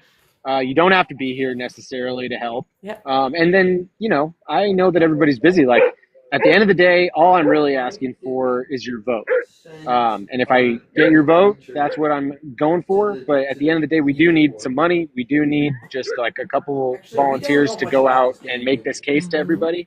It's very, very important. And I think it's not like, if you can knock doors, great. If you can host a party, great. Like, if you can make a call, that we need you. We need everybody in every capacity. We need you talking to your family. We need you talking to your friends. We need you, talking about it at the dog park where I'm at right now. And the fun part is that I think right now, with so much consistency about what Americans want, like, those conversations, they probably won't even be bad. Like, you're going to agree on a lot, even if you guys disagree on some stuff. So I would just You encourage know, everybody, get involved, get out there, talk to people, and try to help the people in your area that are grassroots. That's the Sometimes biggest I thing. send and I have quite a few people in here. They're self-admittedly, they're no longer Republicans. They classify themselves as independents, but they are right leaning. And I'm like, cool, because I feel like I'm a left leaning independent if I have to categorize myself, because Yeah, I don't belong to any party. I just am more of a socialist, and I understand this, more of a liberal, because I believe that everybody in a country should be taken care of. Everybody should have the basics. Everybody should have access to what's healthy the food, dollar on clean water, roof over their heads, bare minimum of clothing, and the ability to get support to get employment, regardless of what this. Or if there's somebody like me where physically I can't work 40 hours a week, I cannot sit in front of a desk for 8 hours. I have tried. I had a sitting standing converter and I still came home every day. And as soon as I got home, I was in my bed. I couldn't do a damn thing but work those 8 hours every day. I couldn't clean my house. I couldn't be with my kids. I could barely move. I couldn't do chores. I was in so much pain because of my fibro. And I've had yeah. people sit there and go, well, there's a converter. You can just sit and stand and sit. And that is exactly why I don't qualify for disability. It's because, oh, well, you can still do it if you really wanted to, but I can't live my life. Well, we don't care. You can still work 40 hours a week. And it's better for you to work 40 hours a week making $12 an hour than it is for you to work 16 to 20 hours a week making $40 an hour. Why? Because I appear more productive that way. No, I that's have legitimately had the state tell me that I need to give up being a massage therapist and making $40 an hour to work 40 hours a week making $15 or less. Why? Because I'm more productive that way. Okay, so I can make $600 to $800 a week or 400 to 500. Huh? Huh? You tell me which one's more productive, you know, and I I get to spend more time with my kids. I No honestly, burden. that's why it was a really, I don't know if I talked about it enough, but it was a really central pillar of my platform. It still is, of my platform, that we have a 4-day work week, that we transition to that, because people just need time with their kids and they still need to make the same money they're making. And if Mm-hmm. that is too hard for the corporations, I'm sorry. Like, I just don't think that that's a good reason that we shouldn't do that. So, Mm-hmm. Yep, adjust wages so that way they make the same amount in 32 hours as they would in 40. Because understand, in my industry, believe it or not, full time is 24 hours. As a business owner, I will not let a massage therapist work more than 32 hours in 1 week because they will burn themselves out and hurt themselves if they work too much, which is the reason why, okay, well, then I'll pay you what I pay myself. 50% of the service commission before any discounts. So if that means the service commission would be $150, guess what? You make 75. If they only pay 100, guess what? You still make that 75 plus whatever your tip was. The company eats the rest. Why? Because that's what the company does. That's why we have that buffer. That's why I give them 50% and the company keeps 50. Why? Is to make sure if we do any discounts or we do this or we do fun things, or I have a program where if you work 45 hours a month, 45 hours a month, you make a $500 car stipend to help put towards car repairments, gas, anything you might need to make sure you have a vehicle working so you can get to work. And it's in your interest. Like, They can work more then. I mean, it's exactly. common sense. You know, and it's one of those, you're healthier, you get paid more, you feel better about the time you spend at work because you're actually feeling valued for the effort you put in, and the company's not screwing you over the way a lot of other spas do by only paying $50.50, despite the fact that they charge $150 for the massage. Yeah, and then we get paid off with tips, basically. Is we rely on the tips because we get paid jack at our base wage, which is why I tell people, okay, well then go work for a chiropractor. You're going to make at least $35 an hour. Tips might not be there, but you got a consistent base pay. And mind you, in the last 6 weeks, I made $600 in tips cash. That's not including anything else. And mind you, that's on half my normal hours because we're just not booking because people can't afford it. Insurance companies are not covering it.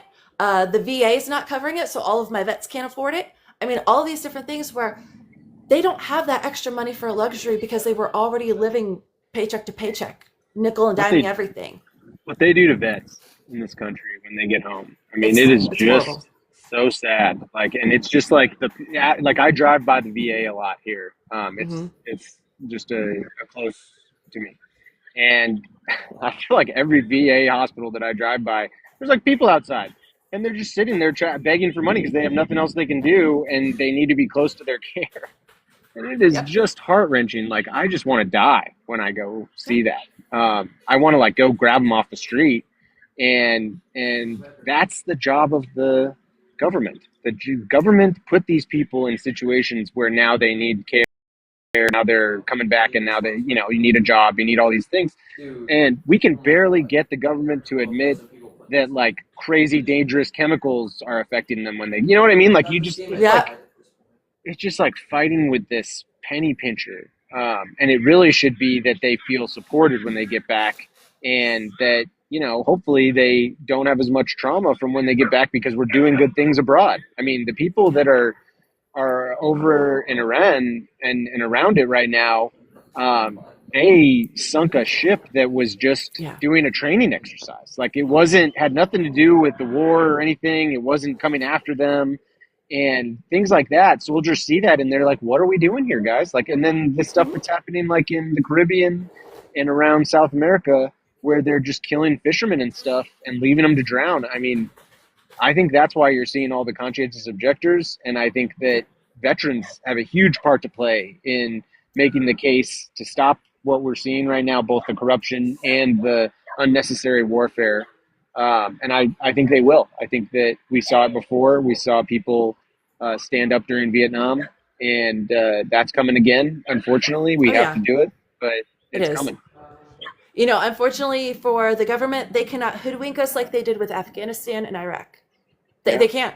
It's 20-something years later. Technology is boomed in that time. We can get satellite images, which they don't want to share with us, but you'd be surprised how many other countries are willing to share that thing with Americans because they're all like, oh no, our American friends, please have all this information. Disperse it. We know that you're not getting it. So then you have people who are dispersing it because everybody knows Americans aren't getting it because, like it or not, our media is being censored. Hardcore.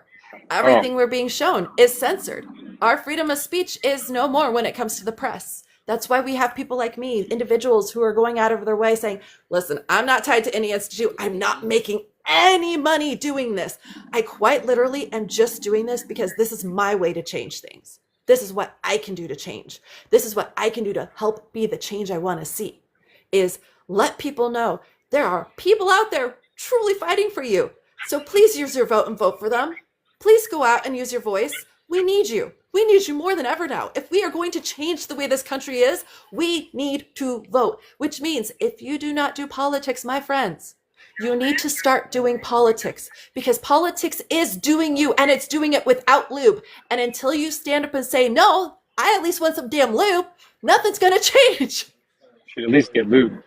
No, and Exactly. I mean, really find out wherever you live, anybody in this group, what you have to do to get on the ballot, and then what candidates are running at the beginning of the cycle. Like, we need to have the consistent attention on this situation that will allow us to win. And we're not going to do that if you only pay attention in November. It just won't, or October or something. Like, it just won't work. So try, everybody, like, if you can do one thing today, just go look up what it takes to get on the ballot in your area for whatever offices. Like, just check out your Secretary of State's website. It doesn't take long. It's not, you're going to get bored fast. Like, when you look at our Secretary of State's website, you're just like, okay, well, everything's right here. Here's the link. Here's the thing about all of it is it should be boring. They should be the most boring websites in the world that are just informational where you go and click on links and they have all the information available for you. Yep. It should be very boring. That's how it should be. It should not be like the White House where they try to gussy it up. It's like, no, we want our boring page. Speaking of which, you can't even find the Constitution on whitehouse.gov anymore. I mean, the desk that the president sits behind is called the Resolute desk. It's not called like the, show-off desk or something like that, where you're supposed to be like this huge. No, like the White House is a small place. I don't know if you guys know that, but it's built in a time when they weren't building like giant mansion type stuff and things like that. So it's a little bit small, but like that's by design. Like, this is supposed to be a lean government that's for the people. It's not supposed to be this gilded, slush fund corrupt entity that is like pretending like it's all that and really bankrupting us. Yep. It's against the theme of the country of being like, small government a little bit. Yep. It's supposed to be the people's house, meaning that the person who lives there doesn't own it. The people do, which means he doesn't have the right to tear parts of it down without approval, even though he did. Oh, boy. But that's just it. Is he walked in and he's like, well, it's my house, period. It's Trump's house. As long as I'm here, I'm the daddy. It's like, no, you're really not, because you do realize that at any point in time, you can genuinely be voted out. It's called impeachment, and it's done with votes on the congressional and Senate level.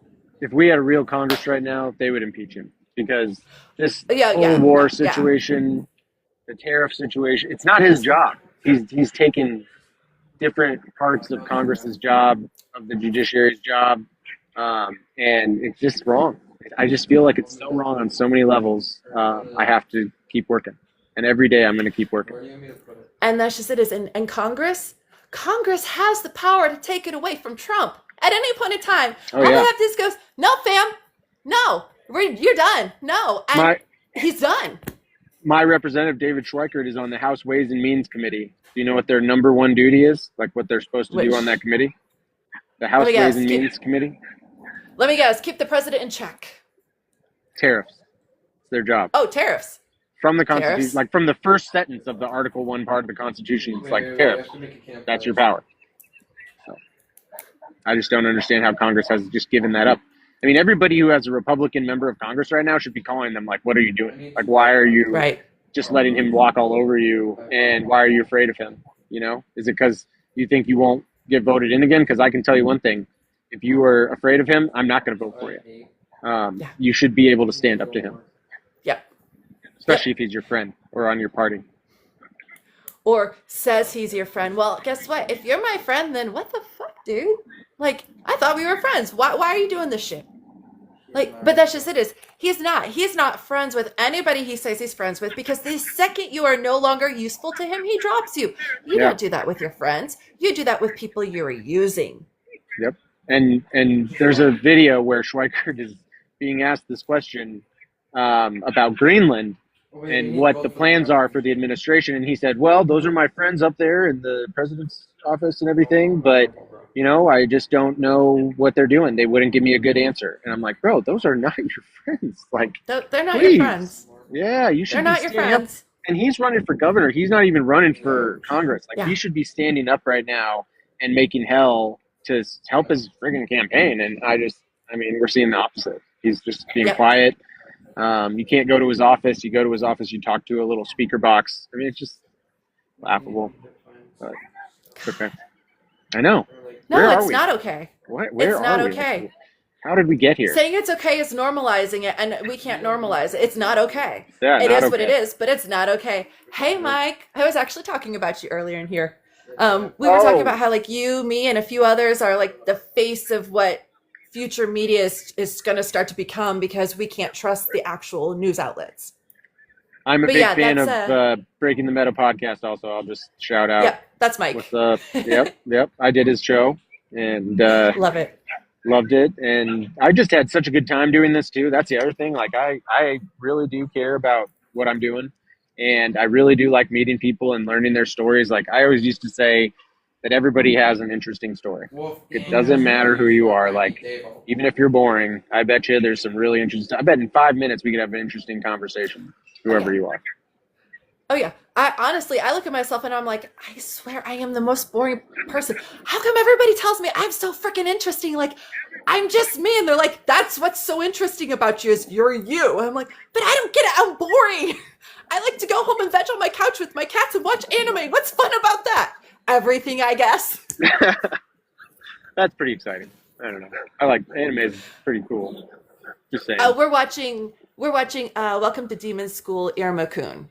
Ooh, wow. That sounds if you have Crunchyroll, if you don't get Crunchyroll, I can give you some ones to watch that are really good. Goodness, I don't even know what Crunchyroll is. Am I a bad young person? Because I don't know what that is. Crunchyroll is like one of the #1 anime streaming services. It has everything on it. No, I didn't even know that. Right now, I'm watching these Arabic language shows and movies because I'm trying to learn Arabic. I'm like working really hard to get some words down and expand. I know a little bit, but I need to be better for my nonprofit. So I've gone down the the rabbit hole of Korean romantasy dramas. Yeah, I'm like, oh, I understand some of that language. This scares me. Why do I understand some of that language? Like, oh, I'm remembering Japanese and Chinese and the fact that there are quite a lot of words that overlap with the Korean language. It's so funny because it's like very telenovela. I mean, it's just like funny to see how dramatic it is and like the quality of like the writing and stuff is not quite as good. But you learn the language though. That's the good part. So. Oh yeah. Well, and here's the thing: is some of those Korean fantasy, romantasy things, believe it or not, they're actually really good. Like the acting's on point, the writing's good, the costumes are fantastic, and they didn't have a huge budget to begin with, but they made do with what they had, and they like did a really good job. No, it's all coming up. It's all coming up. It's getting better because they're able to have better technology in more countries. So hopefully we'll get even more good content and stuff like that. And, I look at our media sphere and I think it's really monotonous and there's not as much individuality as there should be. Because it's hard, it's hard to get funded if you're like an independent filmmaker or something like that. Or you're just trying to make something unique. And it shouldn't be like that. I think the arts and culture part of my platform is really, really important too. I mean, we should be doing plays. Like people should be able to, have like films that they produce and stuff like that if they are so inclined or that's their training. Like it shouldn't be everybody just works for insurance companies, which is I feel like the way it is. No. And Mike's going, I can confirm it's hard to get funding. Yeah, it's hard to get funding. I had a lot of friends growing up who wanted to do the independent, movie producer, all of that. And it's hard. And it's getting even harder because now all the creatives have to combat AI because people are making AI music, AI art, AI films, AI everything, and saying, oh yeah, I'm a music producer, but it's AI music. You didn't actually produce anything. You did not make any of it yourself. Clejan, Clejan. He is on this platform. He is a violinist rapper. He lives in LA. He sings and raps and dances while playing a violin. Oh my God, he is so good. It is amazing. I love watching him perform. I've seen him live multiple times. He was actually the one I went to visit in Minnesota when I came back with Samhain. Oh wow. I used to be the student activities committee comedy chair, but it was at college. But it was just like a thing where I would bring comedians to the campus, and it wasn't a comedian; it was a musician. But I remember him coming with one of the other board members, and he was playing guitar. He had a pedal. He had like a drum that was attached to it. He had a keyboard, and he would play and record it, and then play another thing on the back of it and record it, and then he would eventually have like a full song going. And I just remember thinking like, oh my God, this guy is like so talented. But you know, it's hard to live like that. Like it's, even if you're good, it's hard to live like that. So, you know, one of his stories is one of his best songs, one of the first ones he put out. He recorded that in his bathroom because the acoustics in the shower were perfect. Wow. Yep. Recorded in his bathroom.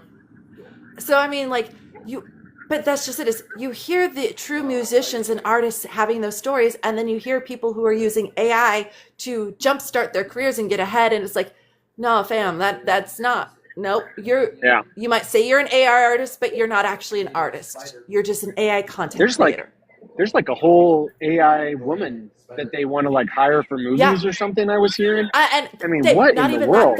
They want to give her a birth certificate and a social security number and act as though she's a living human being and she's AI because they say she's quote unquote conscious and she has a personality of her own. Reality, it's just really good coding.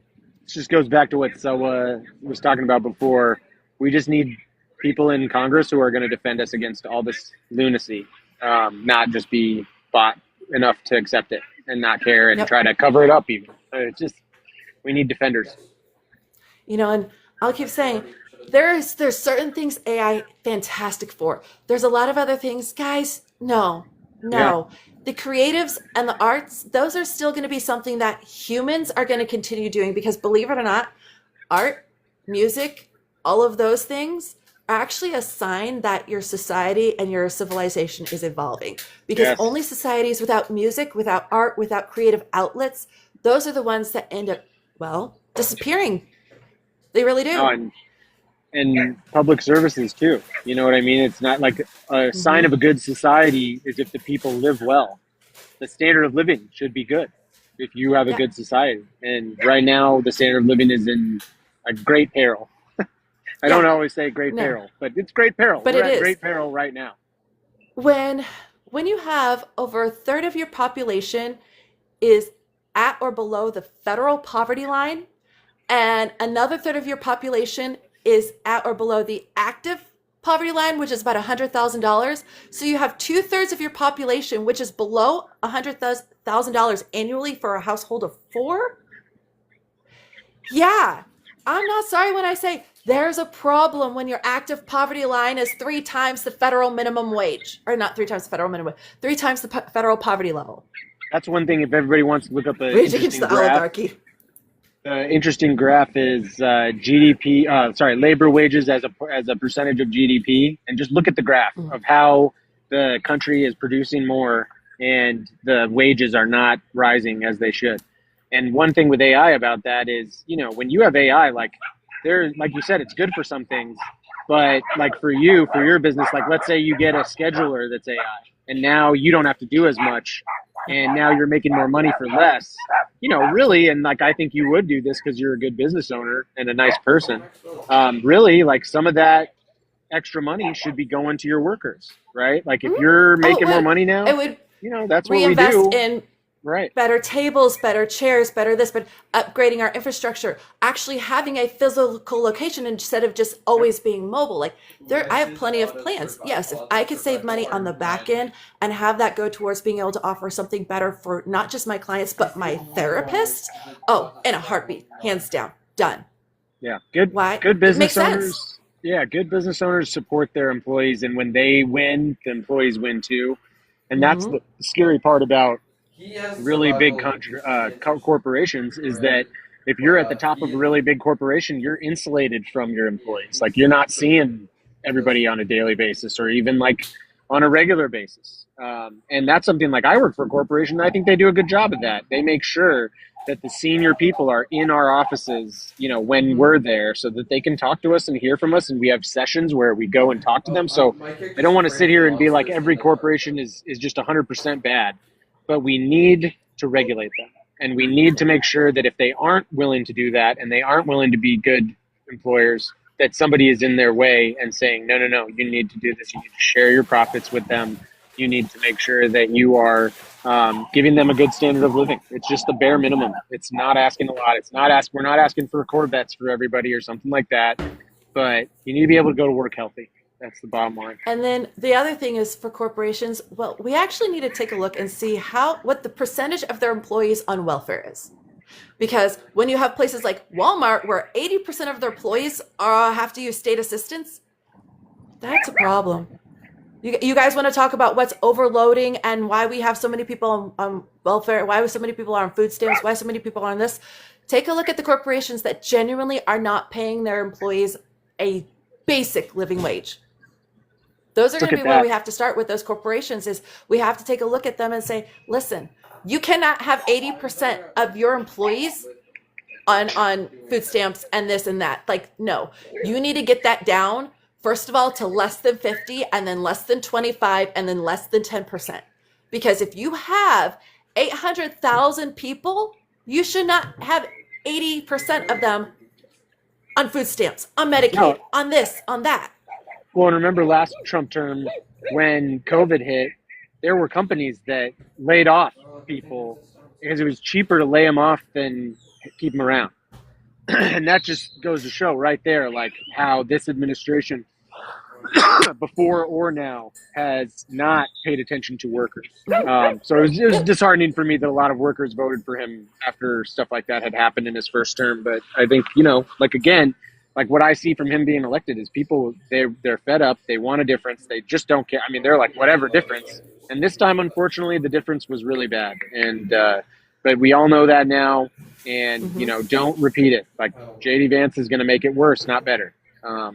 We need to stand up to that. And then part of the other issue and why people voted for Trump is what they didn't realize is Trump's policies affected the first 2 years of Biden's term. And in the last 2 years of Biden's term, he was still cleaning up all the mess from Trump's first term. So people were going on about how he wasn't effective, how this, how that. Then all I have to point out is, did you ever look to see when that went into place, whose term it was under, and when it was set to expire? Oh, it was set to expire in 2022? Yeah, well, no wonder it expired. It's not Biden's fault. Congress voted not to extend it. It's not the president's fault if Congress, which was Republican-led, and the Supreme Court, which was Trump-seated, did the things we didn't want them to do. Well, that was because, on part, you helped to vote in the Congress that made it so that Biden's hands were tied during his term, rather than him being able to do the things he needed to do for us. His hands were tied. So he tried to do some of the other things, which people didn't like, and they got all angry about because he didn't do this. Well, his hands were tied on this. He tried to do topic A. He tried. He went to Congress and Senate multiple times, and they said no, no, no, no, no. So instead, all he could do was B, and people weren't happy even though he did B, because A didn't happen. And there were but did you ever stop to think? And don't get me wrong, there were things I disagreed with too, but I watched how that man tried to clean up some of the messes and tried to make things better when his hands were tied, because he had a Republican majority that fought against him and a Supreme Court that fought against him. Yep. What is he supposed to do when you're talking about both Biden, other branches fighting against him? You're talking about Biden. That also happened to Obama. Remember, they just obstructed him from the first midterm that he faced and the rest of the term. Yep. It was just all resistance, all obstruction. And so I don't know. I mean, we gotta do better as a whole country, but in each little place. And I think I'm starting to see it, but we just need a lot more, unfortunately. Yep. And I think all of us who are getting involved in being active, you, me, Mike, this person, that person. I know Maria was in here earlier. We're all starting to see where on the ground, things are changing. It's slow. because like it or not, when you take back the federal government when it's been stolen, it's not going to happen overnight unless we all go, raise and tree of fire and fire and all of that. That's the only way we're going to literally take it back overnight. Otherwise, we're going to have to do the peaceful route, which is what we're trying to do. Even if, well, turns out last week another, CEO was taken out, and so was one yesterday. It was in Mississippi. I'm not sure which one, but there was shots and somebody died, and they were a CEO of something, and I'm like, oh, I was reading that on the way home. I'm like, okay, well, I have to read that after I get off the interview with Chris, and we will figure out what that one's about. Because it's like, so that part's already started, because Goldman Sachs, the CEO, said United Healthcare CEO was just the beginning. If they don't start taxing the rich, the poor are going to rise up, and the rich are going to feel it. All I have to say is, you have only yourself to blame. No, I live in a nice neighborhood here, and right when I moved in, my neighbors told me that someone had broken into their house, and he was barefoot, and he just sat on their couch, and he just relaxed. Like that was just what he wanted. It wasn't to steal things or do anything like that, and he was just really tired of being on the street. And I think that, people don't do things like that they want to do it. They do it out of absolute desperation. And I think that we need to have defenders in Congress specifically to stop the desperation. I mean, that's what we need to rise up against, is this lack of standard of living across the country. I will not stop until I change it. I don't care if I don't do it. I will work as hard as I can. Yeah. Because because you get one no doesn't mean next time it's not going to be a yes. Right. No, and that's what I have to tell people.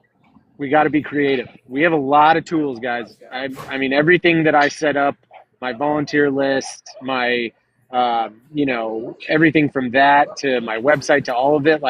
I did it for extremely low budget, and I did it myself. And I think it looks good. Check out Christopher for Congress .org.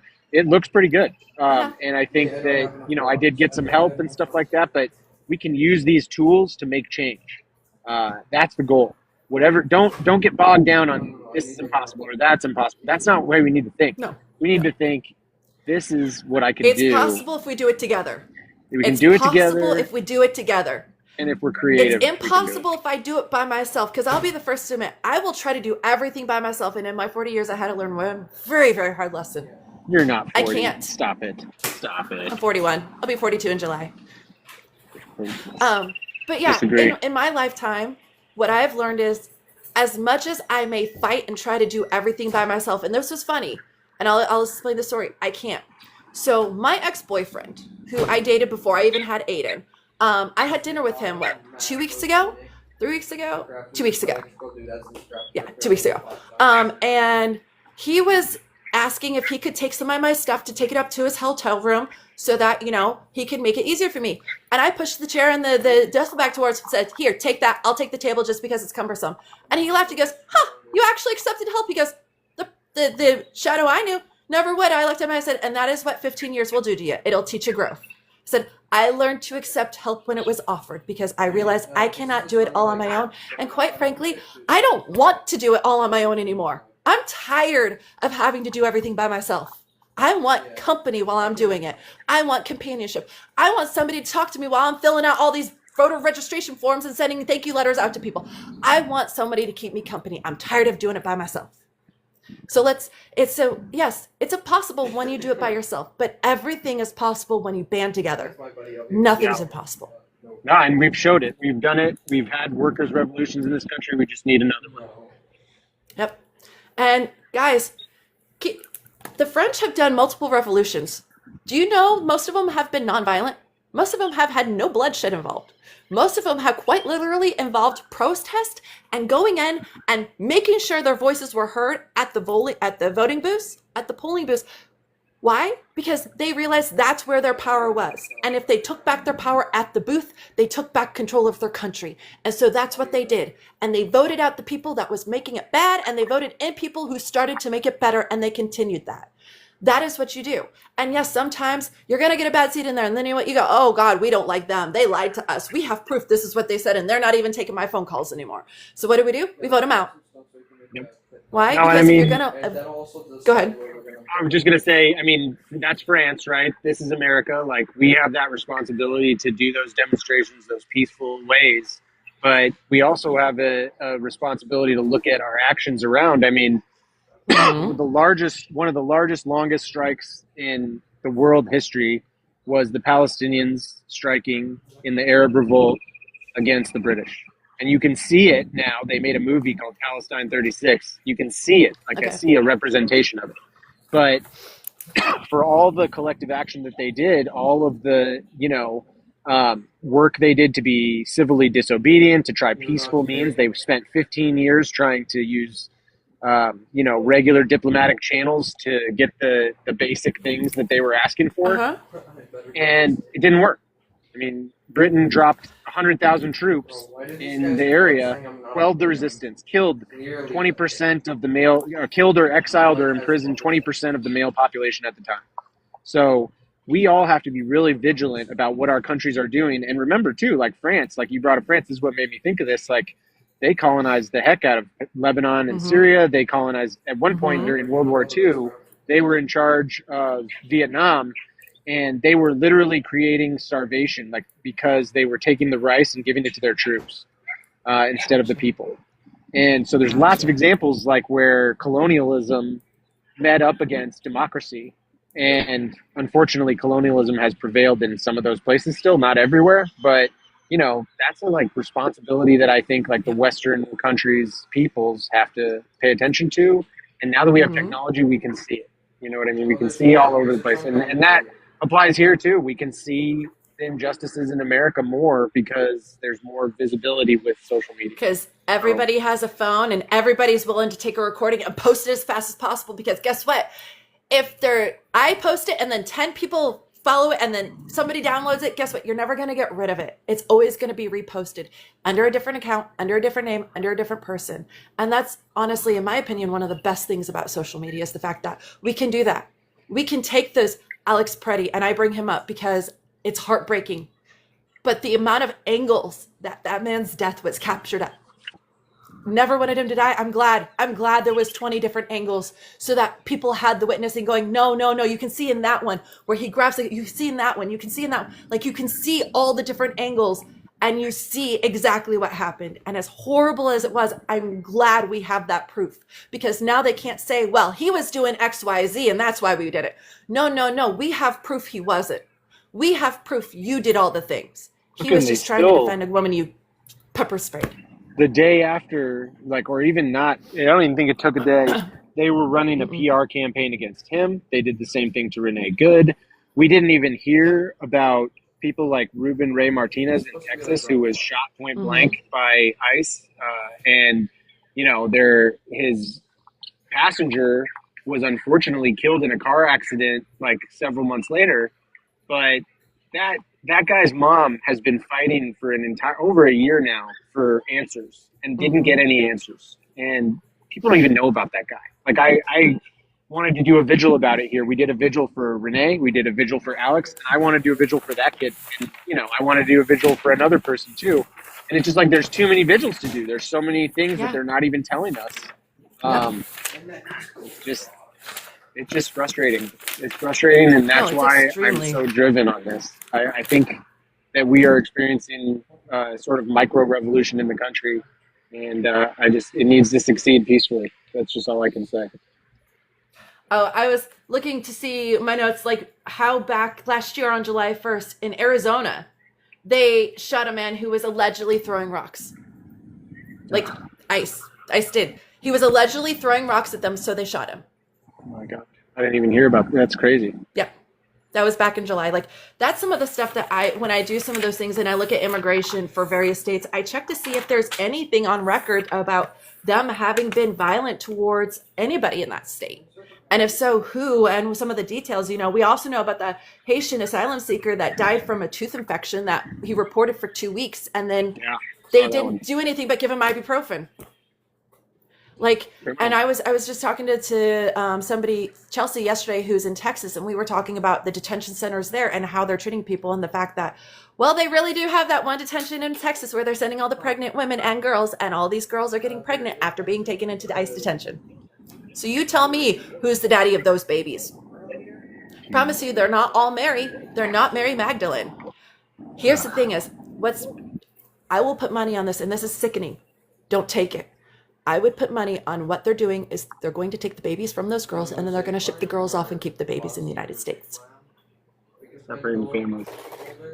Here's the thing: is they're never going to test those babies' DNA to see who the dads are. But what we need to do is we need to test the DNA versus the DNA of all the men and the detention centers that they could have gotten pregnant in, and see which one of those dudes is the daddy. Because I promise you, that is exactly what is happening.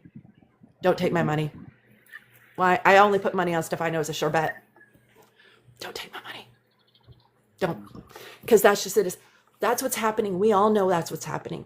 Nobody's going to do a damn thing about it. Epstein files much? When you have England, At least not in the government. Where- They're not going to do anything. where in England, the king stripped his brother of his title and he is imprisoned for the rest of his life. And he is to feel thankful that they're not pulling out the guillotine, because that's the other option. It's either jail for life or we cut off your head. You choose. That was the I don't choice he believe gave in- his brother. I don't believe in capital punishment, but man, I mean, the Epstein people deserve. Like, I'm sorry, dude. It's just I don't either, they're just but you so know what? heinous. It's so At this bad. point, I say the guillotine because they all think they're kings anyway. I mean, I think Let's give them the damn royal treatment then, I think we because should that put is them the down. royal treatment. But I think they should have to pay reparations to the people that they did this to. I think those people's wealth should go to the people that were affected, the survivors. I mean, it's not something that they did to them once. They did that to them for the rest of their lives. They'll never forget Yep. it, no matter Nope. what they do. Yep. They can't tell their friends and family about, you know what I mean? Like, it's the therapy. Because goes nobody on. would understand. Right. I believe it or not, I get it. I was 9. He was 15. I was 13. He was 17. The only reason why anybody believed me is because my mom found me bleeding out. My And then the ex-girlfriend- therapist that she took me to after having a 72-hour hold placed on me told her she needed to sit down and actually listen to every word I had to say and not dismiss a single thing, because if I did, she would lose me forever. Yeah, that's crazy. My one of my It's just- ex-girlfriends was repeatedly raped by family members too. So it's just hard to know what's going on. Fortunately, I in it. never had that. Yeah. I never had that. It was brothers of my friends who would do the things to me. Yeah. And then I would say something and, well, you're a kid. Why would he do that? You're not as cute as you think you are, but he touches me all the time. Oh, he's just affectionate like that. With everybody? No, just you. Oh, no. No, not okay. I think men in this country need to grow up a little bit or something. Like, we have to remember that we need to have morals, and that's more important than some instant gratification or something like that. And I'm not just talking about one thing. I'm talking about lots of different things. Yes. Oh, yeah. I want a renaissance for men in this country. And I think that you're seeing really weird stuff like the incel movement and stuff like that. Like, who are these people? But the answer is not getting angry. The answer is becoming a better guy. Go and read some books and think about your morals and think about what you want to support in your world and what you want to see. Be the change, like you said. And they're being told the ideological world is the 1950s because this was great and this was great and the traditional family, but it's like, so the red pill alpha bros, and this is what I call them, are feeding in to the younger millennials and the next generation of Gen Zs and eventually the generation alphas as to what the proper family unit should be like, and that women should always submit to men and blah, blah, blah. We don't want women to have educations, and it's better to find a woman who's 7 to 10 years younger than you because she's going to be easier to keep at home, and all these I don't different know. things. They're literally telling them all this. They're don't know telling who them these wait until guys- they're 30 and then go after a 17 or 18-year-old who doesn't know what she wants. I don't understand the idea that you're going to live in this country right now with not 2 incomes. What are you talking about? Who is this weird, 1950s style dude that doesn't have a financial problem in the world. Like, I mean, Hmm. it's just a fantasy. You know what I mean? It doesn't Right. exist like that right now. And like, that's why I like Modern Family, because it's like, it shows like, yeah, families are Yes. not one dimensional. Like, it's not like just No. what they want to Family is pretend like it messy. is. Yeah. Like Family is it's, messy. or look Family at, is real. what's the Chicago one that's so awesome? Oh my God. How can I not remember this? Is it the PD Fire? Medical? No, They have a no, lot of Chicago ones. the Shameless. Like, look at that family, Oh right? Like, yes, and I mean, Shameless with that's Fiona and obviously Will. like totally crazy, Yes. but Sorry, that just, you said you know, Shameless. we're I'm like, all, I love that show. no, I know everybody, I think everybody gets a kick out of that show, but it's just like, you know, my family is me and this guy and my parents, like that little guy over there. Right? Like, it's not I don't have a wife and two kids, and she doesn't work, and she just sits at home all day, really excited Right? because I bought a washing machine. Like, give me a break. I mean, I don't want that. I want like a team that we take Right? on things together, and that's what I, you know, when I see it too. Like, I'll be driving and I'll just see like a couple running together or something. Like, it's just beautiful. Like, it's what this country is about. But you can tell like they're supporting each other. You know what I mean? Like, I hear from my friends like their Yep. wife is doing this or their wife is doing that, and they are too. Everybody's Yep. trying really hard. So I You know, don't agree Dan, with this idea just that to we're going to spend a keep few somebody extra home. hours with me, he drove me across state lines and back. He ran errands with me to spend 3 hours with me. Why? Because otherwise he's going to be at home away from me. And it's like we don't get enough time together anyway. So we try to take every second we can to spend it together. And like I've told him, I said, he is my favorite person in the world. Yep. It's why I married him. He's my best friend. He's the one person at the end of the day I genuinely want to spend my time with. I don't want to just go hermit myself. I want to sit next to him on the couch for 30 minutes and watch TV and just exist in the same sphere as him. I cannot say that about a lot of people. No, most time it's like, nah, I just want to be in my own little like cubby, like, leave me alone. I'm reading a book.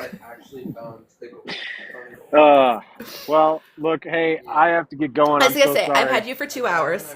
Let's I put a love pin it. in it. No, this is why we got to do this more often, and Yes. I will keep you updated about everything Yes. going on with Organize Against Oligarchy. That's my campaign that I'm running now, Good. for preparations for the future. And Good. everybody just, you know, try to give me some traffic on the website, even if you can, or share my social media, or if you live in Arizona, show up to an event, call me, email me. Let's get together and like we said, let's work together for Yes. good changes in this country. Yeah, we got it. We got it. If we work together, anything is possible. And all it takes sometimes is just a few people starting to form the links together before somebody else goes, hey, I can do this, or hey, I can do this, or like, I got contacts here. Do you want me to reach out to them? That's literally what it comes down to. That's what's happened with me. Is I had a friend who goes, well, I know a person here and here. Do you want me to reach out to them and see if I can get you some work? Yes. They're like, oh, you know this person? Like, they have a business. Like, let's hire them. Absolutely. I'm like, oh, I didn't have, no. They just contacted me, go, so-and-so told us about you. You do chair massage? That's fantastic. Can we hire you for our event? Bet. That's great. Okay. Like, I did not expect it to be that quick. Let's do it. You never know who knows who or who has what skills that can help you until you start having those conversations. And a lot of people, they don't offer because they don't think they're going to be taken seriously, or they really don't think what they have to say or what they can do will help. Yeah. Reality is everything helps, guys. Yeah. Everything.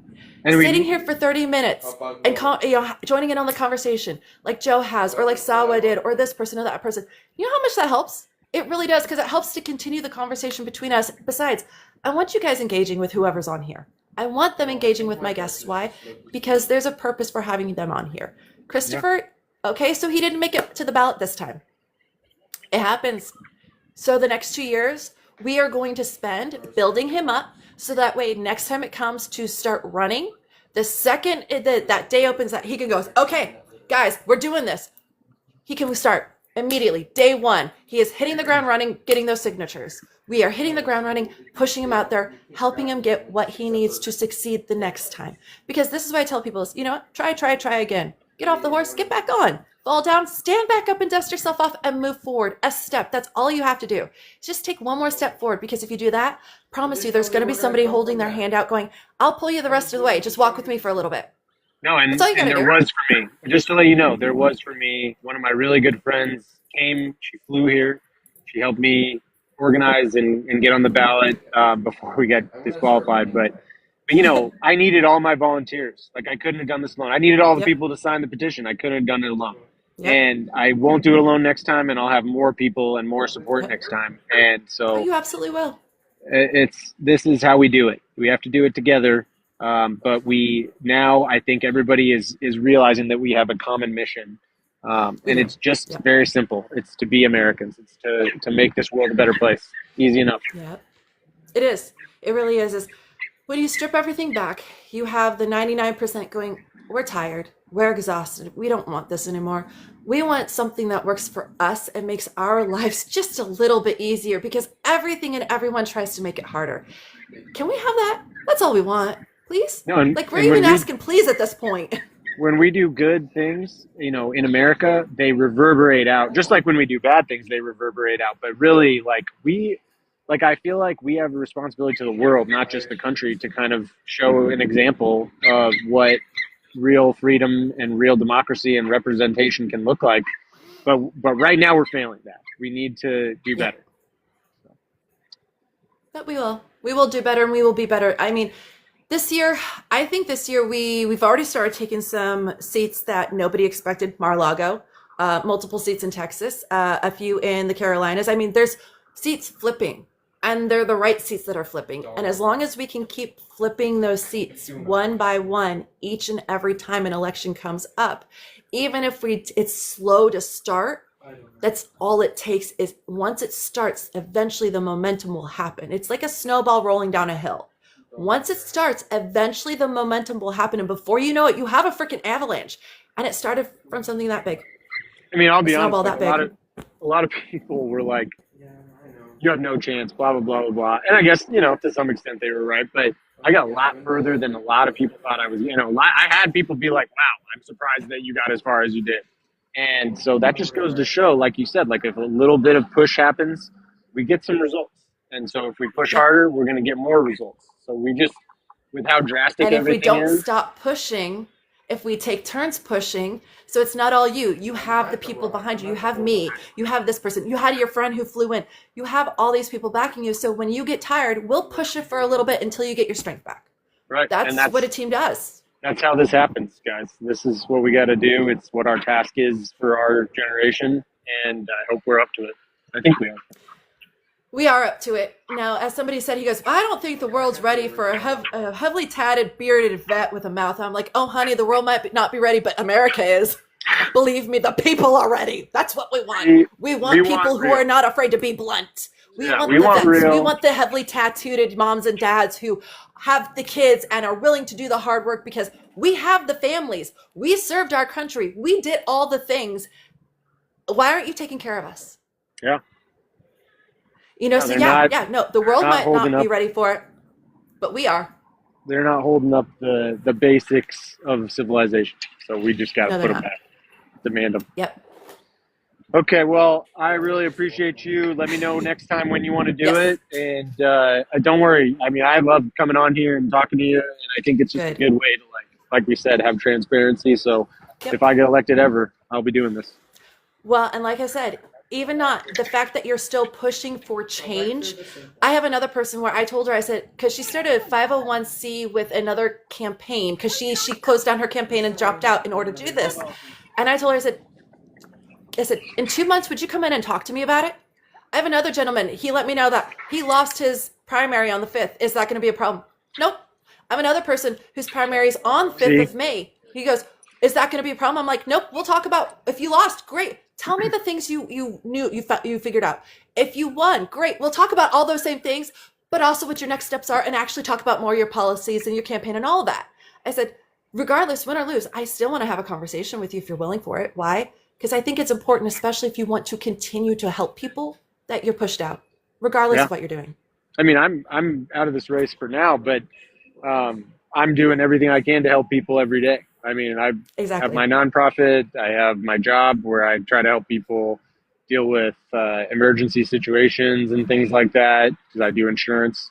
And but you know, it just like whatever I can do. Can I get out on the street and support whoever Yeah. the candidate I can support is? Can I Yep. go out there and stand next to my neighbors when they're telling their stories about how they're in fear about ICE coming to their neighborhood and putting pressure on their neighbors and abusing their neighbors? You know, so we all have to work hard to get a change in this country, but it's going to happen. It is. It's going to happen. It's already happening. We see that because we have people running. That is the first step, is we see the new way of people governing. running. Yep. We see the people saying, this is my message. And I bet you next time around, we're going to see even more people running against those that went uncontested this time. The Republicans who are still in office that didn't have a primary challenger. The people who didn't even have a general election challenger. If I'm any gauge just about how I feel today, you know, today I announced that. So, but I feel I'm probably more motivated now than I was before, to be honest with you. Oh yeah.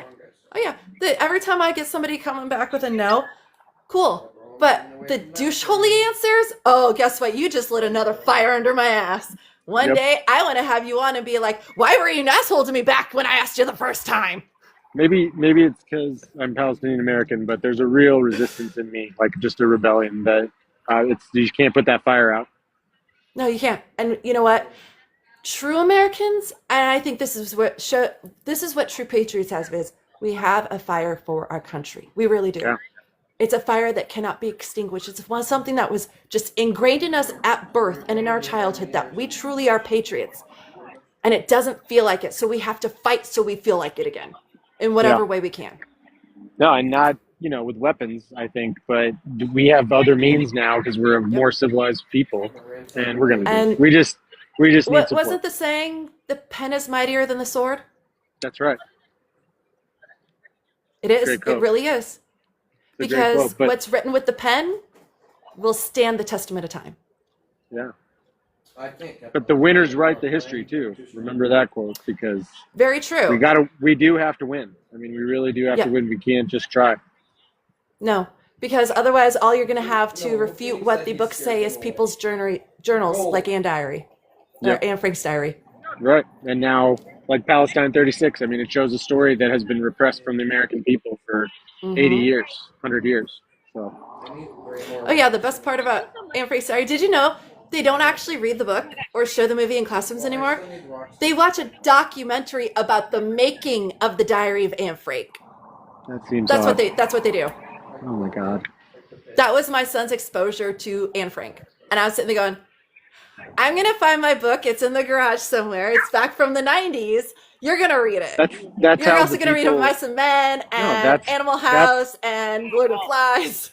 I love all those. But it's like that's how Anne Frank is how the people who are being deported feel.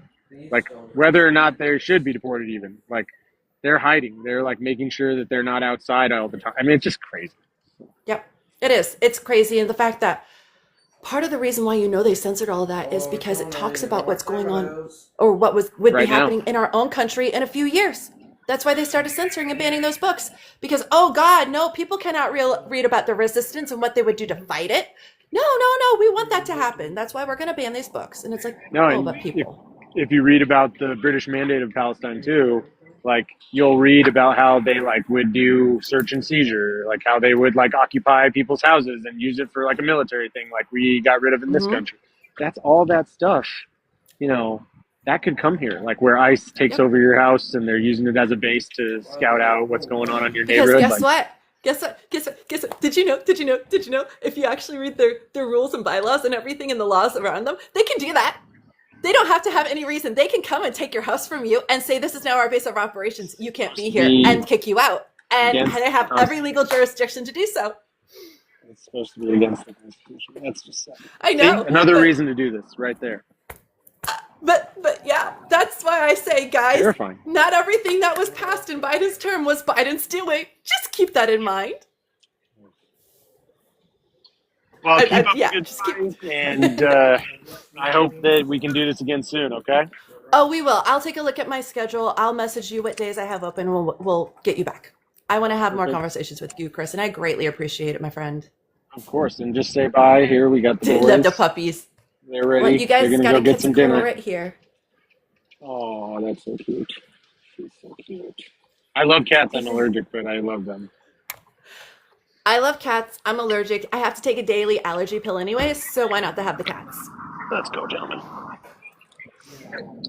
Nope, I know people that have done that. For me, it just makes me sneeze like crazy. But maybe one day I'll get a cat. I think there's hypoallergenic cats. I do They're love called them. Sphinx. They're hairless, and you have to oil their skins. They're not as easy maintenance as they look. Oh my goodness, that's silly. Okay, maybe They not. also need I'll just get it. sweaters because I'll they do what you do. cannot I'll do keep the themselves regular warm. cat. I'll do the regular cat and take the Benadryl. Did you win? I did not win. This is my friend Sarah. Say hi. We're on a TikTok live. What is this? TikTok live. We're just doing like a little thing. She's a regular here. She does dog park, dog sitting, and stuff. Love it. So if you live in Scottsdale, check us out. Come to Chaparral Dog Park. She's always got a bunch of little friends hanging out. So I love that. But yes, thank you so much for coming on. I will of get a copy of course, this over to you once I get onto the computer, just so you have it for yourself. And yeah, we'll talk more. awesome. Take care, Shadow. We actually aren't that far. Bye. Talk to you later. Bye.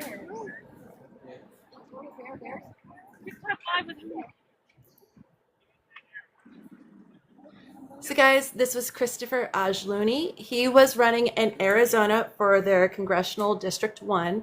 Unfortunately, he announced his withdrawing from the ballot today.